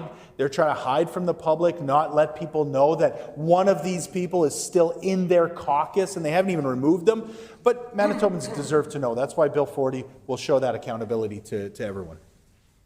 Honourable member for Portage La Prairie. Honourable Speaker, I'm going to ask the question again because Manitobans deserve to know. If the stated objective of Bill 40 is transparency, why does the bill exclude cases where the Assembly imposed a reprimand as the sanction for a conflict of interest violation? The honourable Minister of Justice. Members opposite, we just dealt with this here in the House, where the Ethics Commissioner might as well have screamed it to the opposition. You got to stop playing games with this. This is important work. We have the Ethics Commissioner for a reason, so that Manitobans can see in black and white what the members opposite have done. Now they want to flood the zone. They want to play games. They want to say, well, maybe you were unethical. Maybe you were unethical. Give them a ton of work that doesn't have anything to do with the true ethical conduct of members of this House. And they think that because they are flooding the zone, that Manitobans won't notice. Manitobans know what they did. So why not just stand up and say, we know, we're sorry, and we're kicking out the member for Red River North. The honourable member for Agassiz. Thank you, Honourable Speaker. Did the government consider amending the disclosure rules to include criminal offences where a pardon or record suspension has been granted, so that voters would have access to the fullest possible picture when evaluating candidates? The honourable Minister of Justice. Again, here's exactly the issue. Manitobans know exactly who every single member of our party is because we are ethical, we're honest, we're straightforward, we're transparent. Members opposite want to talk about the Premier's past. He wrote a book about it. The first speech of the last campaign was about reconciliation. It was about understanding that people need to be held to account and how we can build our province from past experiences. So we're not running from our record. We're running because of our experiences. And members opposite, they can go out and say, we're proud of the member for Red River North. We're proud to stand behind somebody who was fined by the Ethics Commissioner. Please do that. Pass Bill 40 and you can go out and do that every single day. The honourable member for Portage La Prairie. Thank you. We still didn't get a question, and Manitobans deserve it, so I'm going to continue to ask until we get an answer. If the stated objective of Bill 40 is transparency, why does the bill exclude cases where the Assembly imposed a reprimand as the sanction for a conflict of interest violation. Honourable Minister Justice. Well, it's embarrassing. He's out of gas. He's got one question written down by ChatGPT, and that's all he's got. I suppose I'll keep answering the question. He's honestly, he won't even listen to the ethics commissioner. When the Minister of Public Service Delivery reads it into the public record here today, so he didn't even have to go and read the report. He can just listen. Where the ethics commissioner says, stop it, opposition. Stop playing games. Start being ethical and honest with Manitobans. Look, all we're trying to do is make sure that Bill 40 reflects what Manitobans already want. They want an ethical, transparent government. They know that they're not going to get that from members opposite. The Honourable Member for Agassiz. Did the minister examine whether any other Canadian province requires candidates to disclose conflict of interest violations on nomination papers? Honourable Minister Justice. Well, as I said, completely unprecedented in a very bad way. Like, we're known now across Canada as being the province where members opposite got voted out of office, and they went back to their offices and they said, oh yeah, the caretaker convention, I know we just got a presentation about that. We all know what that's about. But guess what? We're going to try and jam something through, ram something through, because it's our friends who are going to benefit from it. So we are completely in uncharted waters here because of just how deep and dark the members opposite were willing to go to break the caretaker convention and be fined by the ethics commissioner. The Honourable Member for Lac du Bonnet. Thank you, Honourable Speaker. And it's unfortunate that the minister's tone is really high, considering you gave sage advice yesterday, Honourable Speaker, about the level for the ASL and the interpretation division here in the Ledge. It's interesting that the minister stands up and talks about the Premier's fictional book that he wrote when the facts are actually in the court documents, Honourable Speaker. So, would the conflict of interest violation involving the member for Kiiwetinoong fall within the disclosure requirements established by Bill 40? The Honourable Minister Justice. You see, members opposite want to politicize. They want to play games with this. The ethics commissioner just said, stop it. The ethics commissioner is begging the opposition to just say, sorry, we'll do better. We're going to kick out the member for Red River North. And that's all they have to do. This isn't rocket science. They're losing people from their caucus because of the presence of the member for Red River North. There are some people on that side of the House that have just a shred of ethical integrity left. But members opposite, especially the member for Lac du Bonnet, who sat there at the cabinet table and said, hey, what about me? I also want to break the law with South Silica. He wasn't even invited to the party. The Honourable Member for Lac du Bonnet. Honourable Speaker, it's unfortunate that once again, this is who the Premier has appointed as the Justice Minister. He gets up, can't answer any questions, flying off the handle, he's yelling at you. It's just unfortunate, Honourable Speaker. So once again, I'll just ask in a calm way if he can get control of himself, would the conflict of interest violation involving the member for Kiiwetinoong fall within the disclosure requirements established by Bill 40? Can you please answer the question for a change? These are nice, calm questions. Manitobans want to know, Honourable Speaker. I want him to stop yelling at the Honourable Speaker and answer a question. The Honourable Minister Justice. Yeah, do I get fired up about being accountable and ethical to the voters of Manitoba? You darn right I do. And I'll get worked up every single time, as will every member on this side of the House. This isn't rocket science. The ethics commissioner said, stop playing games. The ethics commissioner said, you're guilty. The ethics commissioner wants this to be public so that Manitobans know. Are they going to really re-elect the member for Red River North? Is he going to come back from Mexico to run in the election? I'd like to see that. The Honourable Member for Portage-la Prairie. Honourable Speaker, Manitobans deserve answers. We're not getting any answers. I got 10 pages of questions here.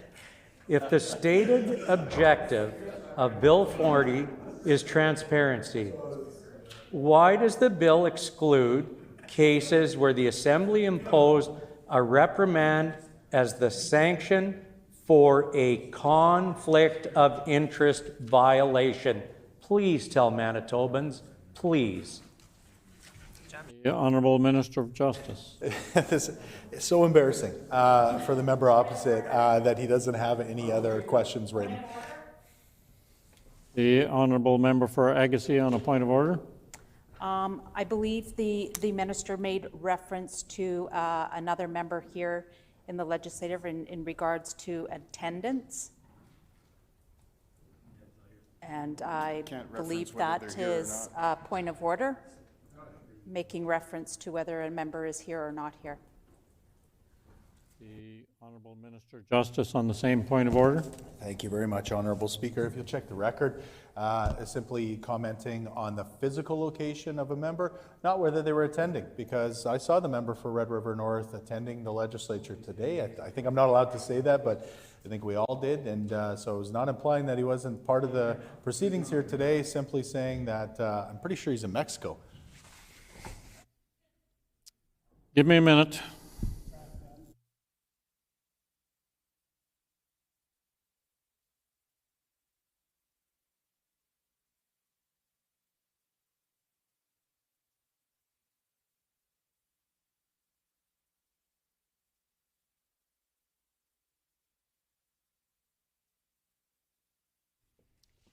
So I've reviewed the record, and there is no point of order because the thing that the minister said did not reference whether the member was here or present at the moment.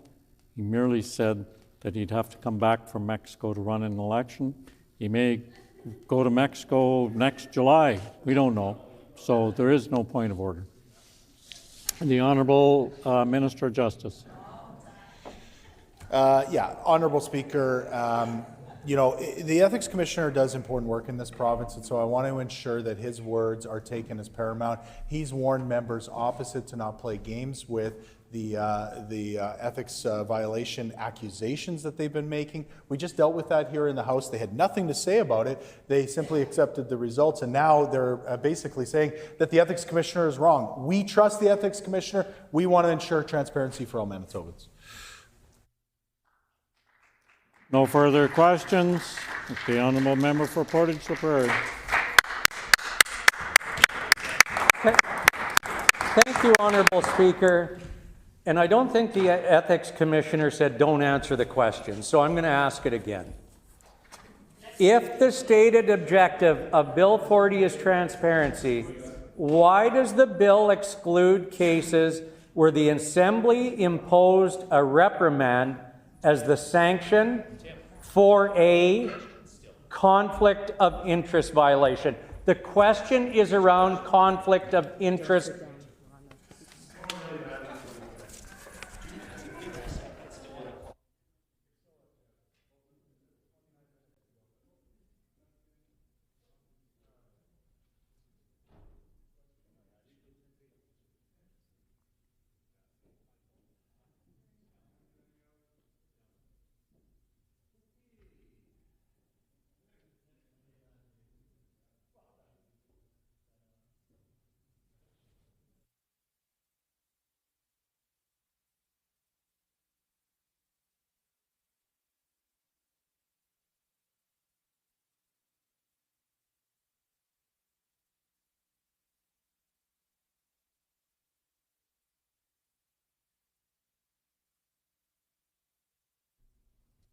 Give us a moment to reset the clock. You still had time to ask your question.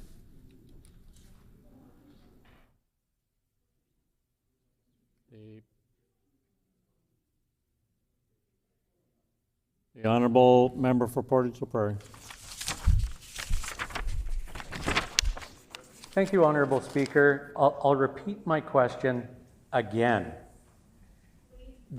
If the stated objective of Bill 40 is transparency, why does this bill exclude cases where the Assembly imposed a reprimand as the sanction for a conflict of interest violation?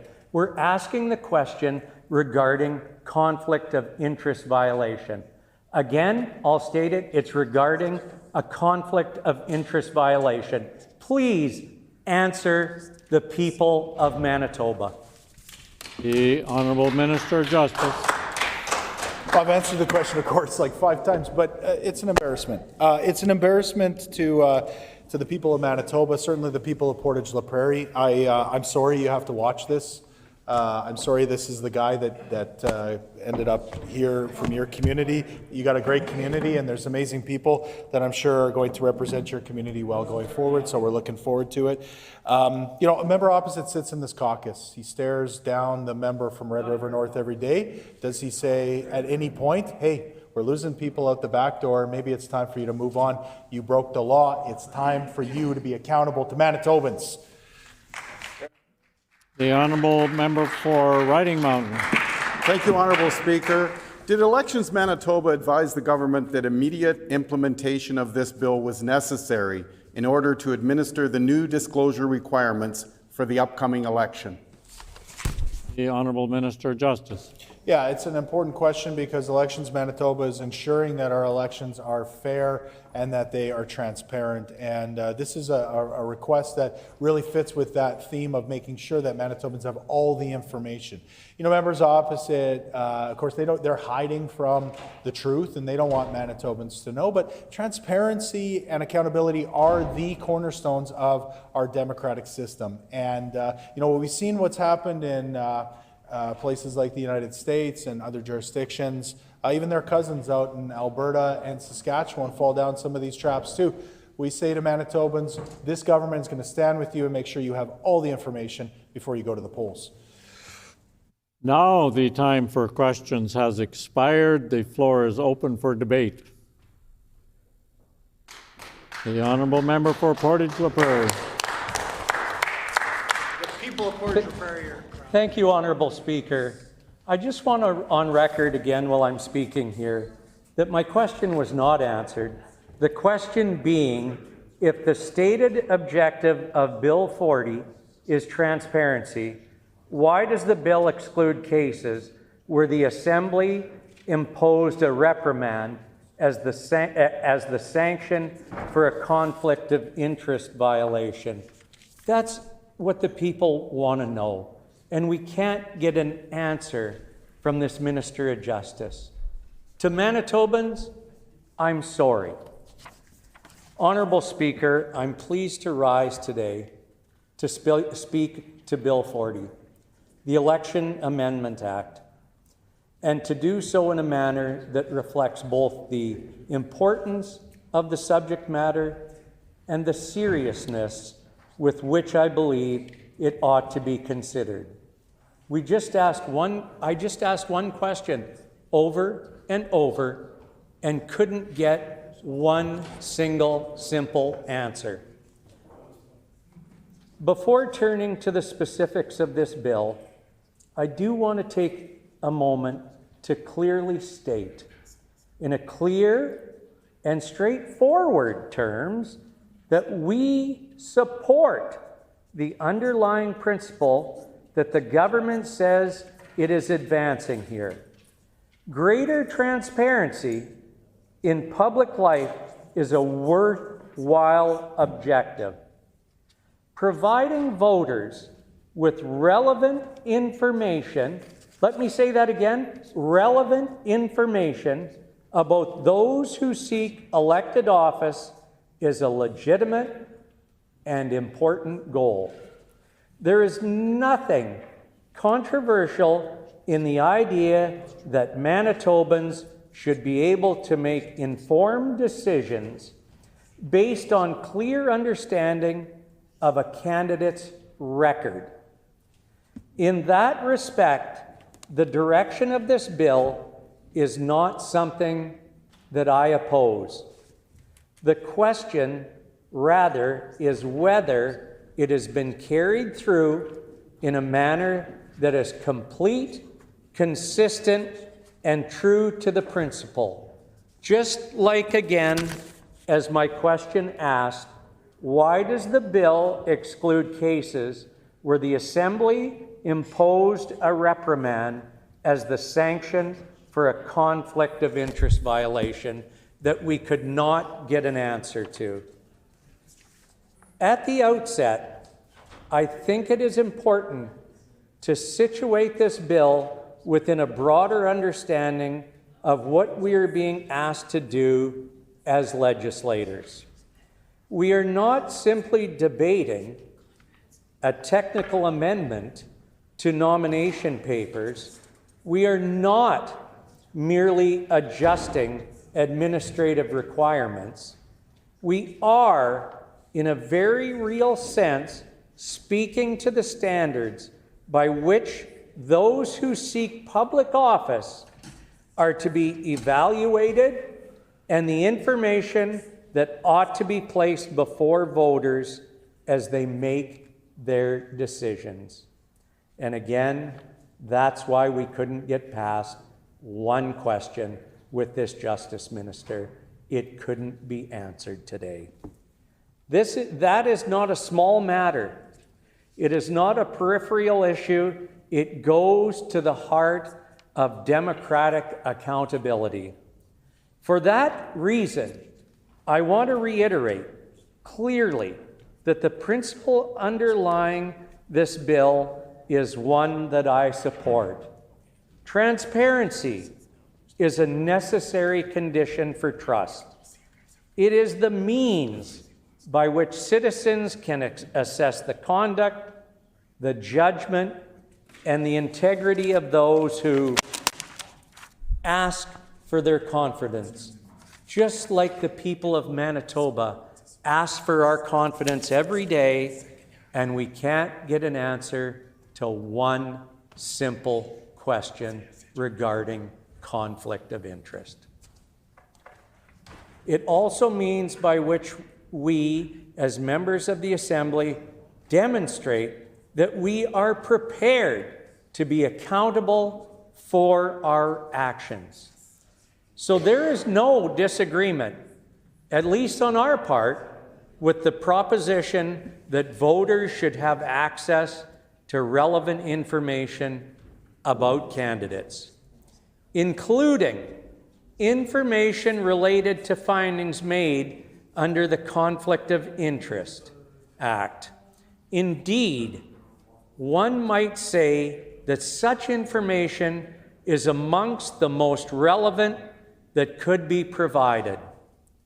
However, Honourable Speaker, support for the principle does not relieve us of obligation to examine the particulars, and it is in the particulars that this bill raises concerns.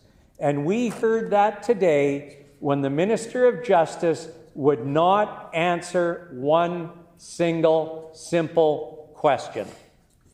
As it is clear from the bill itself, Bill 40 proposes to amend the Elections Act to require a candidate who is or was a member of this Assembly to disclose whether the Ethics Commissioner has found that they contravened the Conflict of Interest Act, but only in the circumstances where the Assembly imposed one of the three specific sanctions: a fine, a suspension of the right to sit and vote, or the declaration that the member's seat be vacant.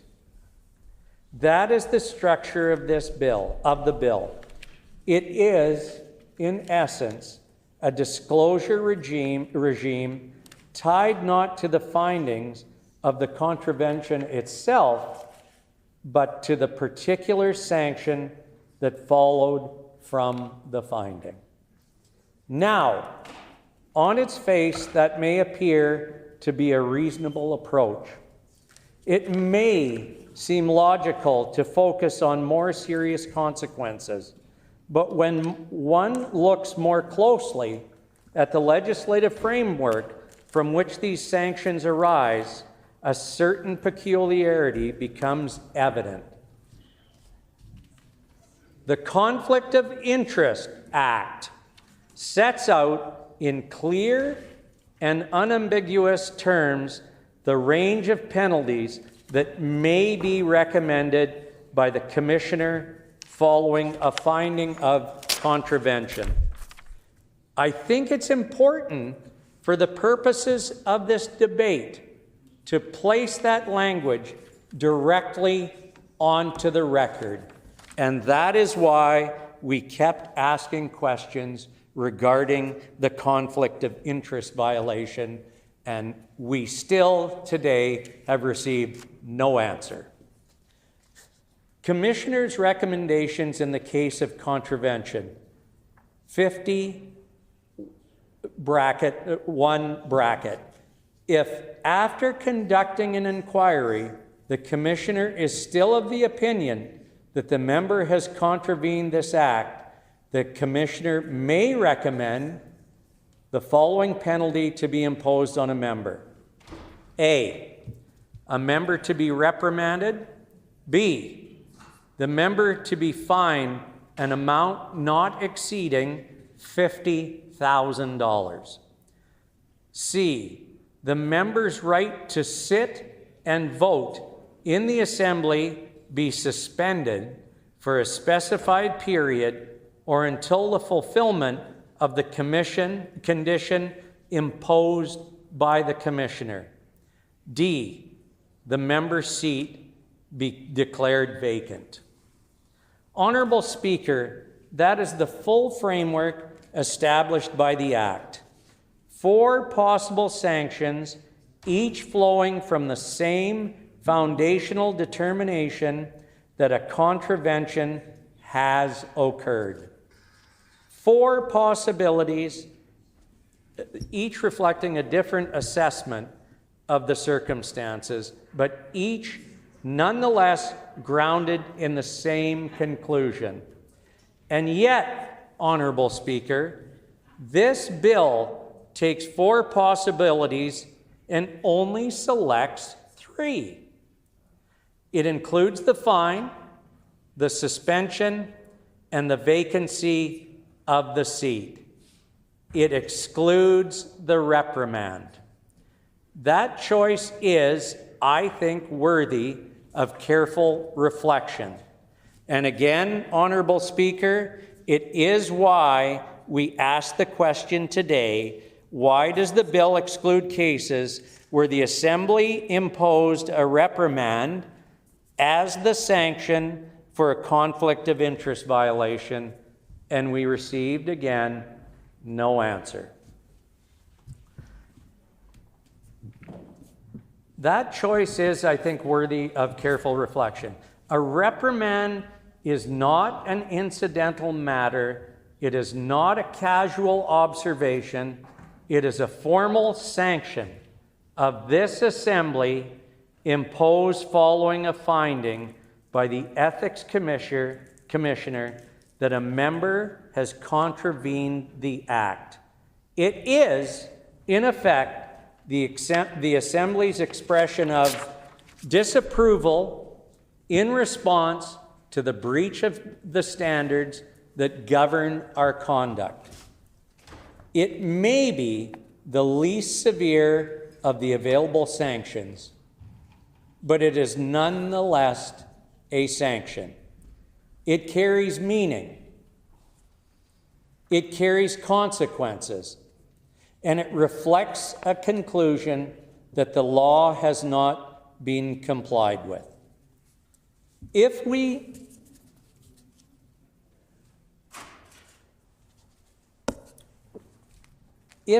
accept, as I believe we should, that the purpose of this bill is to enhance transparency, then it becomes difficult to understand why the category of outcome would be excluded from the disclosure. If the objective is to ensure that voters are informed about the ethical records of the candidate, then the existence of a reprimand would seem to be directly relevant to the objective. And again, I hate to keep going back to the question, but it was the reason that I continued to ask the question again and again And I want to say on the record, we received no answer again and again. One is left, therefore, with the impression that the bill has drawn a distinction that it is not entirely consistent with its stated purpose. It is determined that some contraventions, those accompanied by certain sanctions, are worthy of disclosure, while others, those accompanied by a reprimand, are not. That is not, in my view, a principled distinction.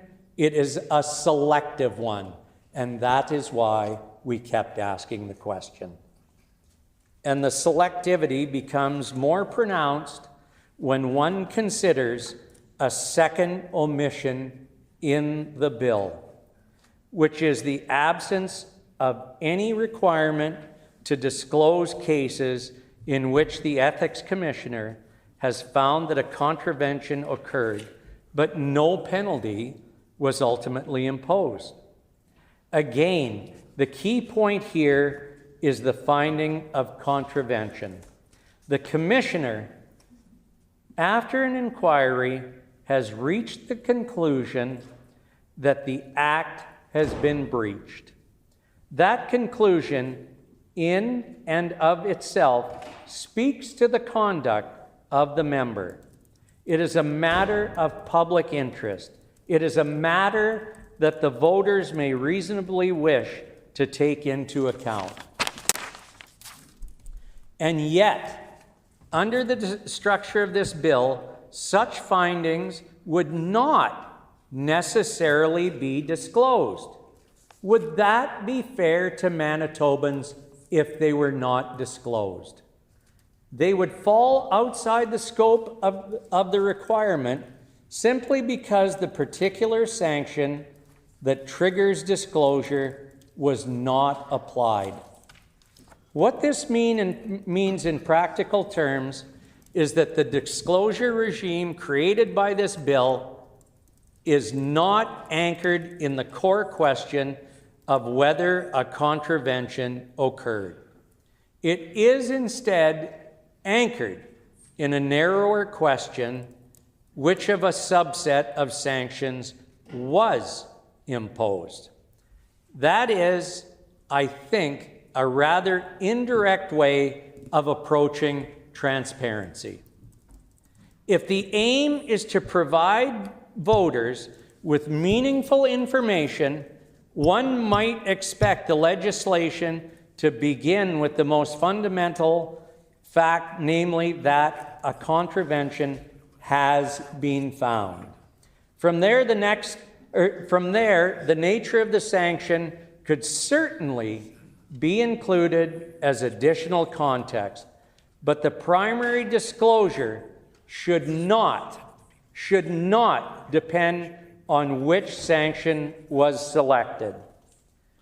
By structuring the bill in this way, we risk creating a system in which the presence or absence of disclosure is not a straightforward reflection of conduct, but rather a function of how that conduct was categorized after the fact. Honorable Speaker, I would also note that the information in the question is not in any meaningful sense hidden from the public. Ethics Commissioner reports are already public documents. They are available for anyone who wishes to review them. This bill does not bring new information into existence. It does not reveal what was previously concealed. What it does is require that certain elements of the information be restated in nomination documents and published in that context. There may well be value in that. There may be merit in ensuring that relevant information is presented. there may well be value in that. There may be merit in ensuring the relevant information is presented at a point in time when voters are actively considering their choices.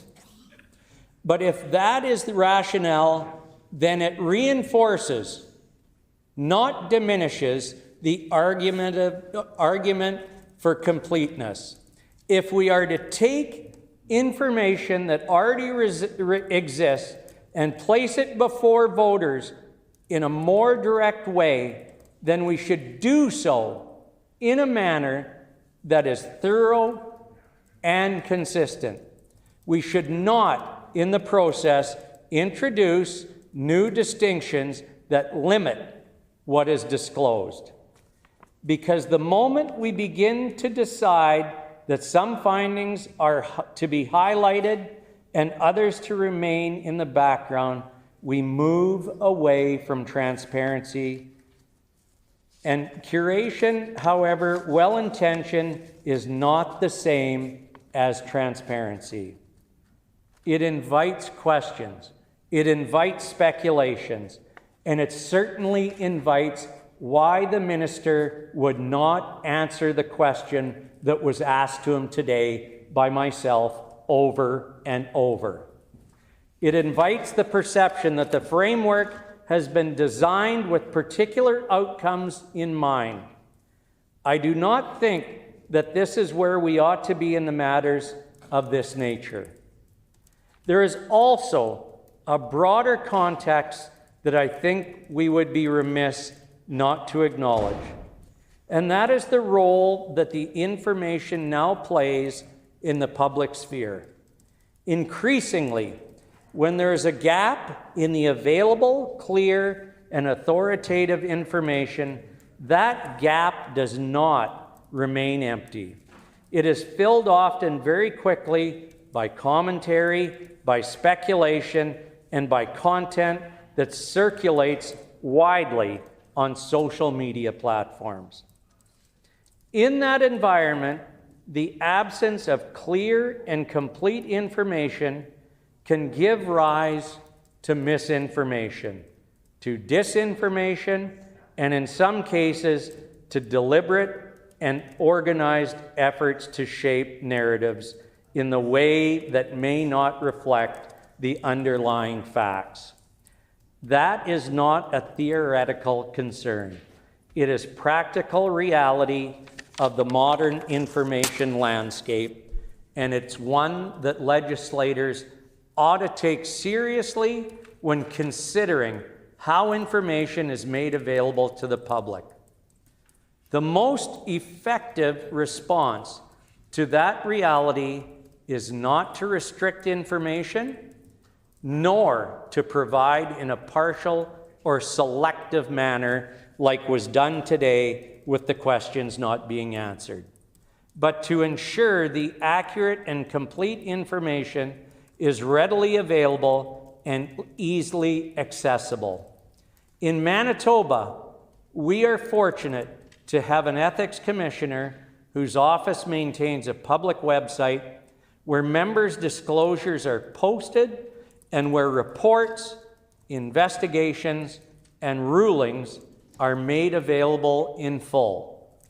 That resource is important. It provides a reliable and authoritative source of information. It allows Manitobans to see for themselves what findings have been made and on what basis. Any legislative effort that seeks to enhance transparency should build upon that foundation, not narrow the scope of what is brought forward. Honorable Speaker, if the House is prepared to reflect on how this framework could be improved, there are some clear areas where a more complete approach would strengthen the legislation. It would be more consistent with the stated objective of transparency if the full range of outcomes recognized in the Act were reflected in the disclosure requirements. rather than only a portion of them. Where the law itself recognizes a reprimand as a formal consequence of a contravention, it is difficult to see why that outcome would not also form part of the information that is available to the voters. Again, like the first question that I asked the Justice Minister over and over today. In the same way, there is a broader question about whether the emphasis that should rest on the existence of a contravention itself rather than on the particular sanction that followed. A system that turns on the finding of a breach would provide a clearer and more direct account of a candidate's record than one that depends on how that breach was ultimately categorized. There is also a wider discussion to be had about the scope of disclosure in relation to other forms of conduct that may be relevant to voters. In certain circumstances, particularly where serious or socially troubling offenses have occurred, the fact that a pardon or record suspension has been granted does not necessarily erase the public interest in transparency. That is a complex area, and it requires careful consideration, but it does point to the broader principle that disclosure frameworks should be guided by the information that voters reasonably expect to have before them. In many other professional contexts, the standards for disclosure extend well beyond formal findings of guilt or the imposition of the sanctions. Regulatory bodies, licensing authorities, and professional associations routinely ask applicants whether they have ever been the subject of an investigation, whether allegations were sustained, and whether there were circumstances that could bring the profession into disrepute. The emphasis in those settings is not confined to the outcome of the process, but to the existence of conduct or certains that may bear on the individual's suitability. The underlying principle is straightforward. The integrity of the profession and the confidence placed in it by the public depend only on absence proven wrongdoing, but on a broader assurance that those admitted to it meet a high and consistent standard. Disclosure, in that sense, is about protecting the reputation of the office or the profession itself, not simply recording the most severe outcomes. Before I finish, I want to ask the minister one more time for the record, if the stated objective of Bill 40 is transparency, why? Why does this bill exclude cases where the Assembly imposed a reprimand as the sanction for a conflict of interest violation? We're coming for Concordia. Coming for you. Honourable Speaker, I want to return in closing to the broader theme of transparency, because it is a word that is often used but not always examined. Transparency, if it is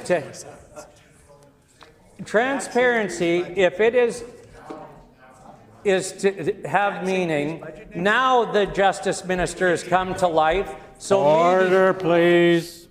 Order, please. If we could quit hollering back and forth across, I'd appreciate it, so I could hear the member that's got the floor. The Honourable Member for Portage la Prairie. Thank you so much, Honorable Speaker. That concludes. Well done. No further speakers. Is the House ready for the question? So then the question before the House is second reading of Bill number 40, the Elections Amendment Act. Is it the pleasure of the House to adopt the motion? Agreed and so ordered. The motion is accordingly passed. What is the will of the House? The hour being 5 o'clock, this House is adjourned and stands adjourned until 1:30 on Monday.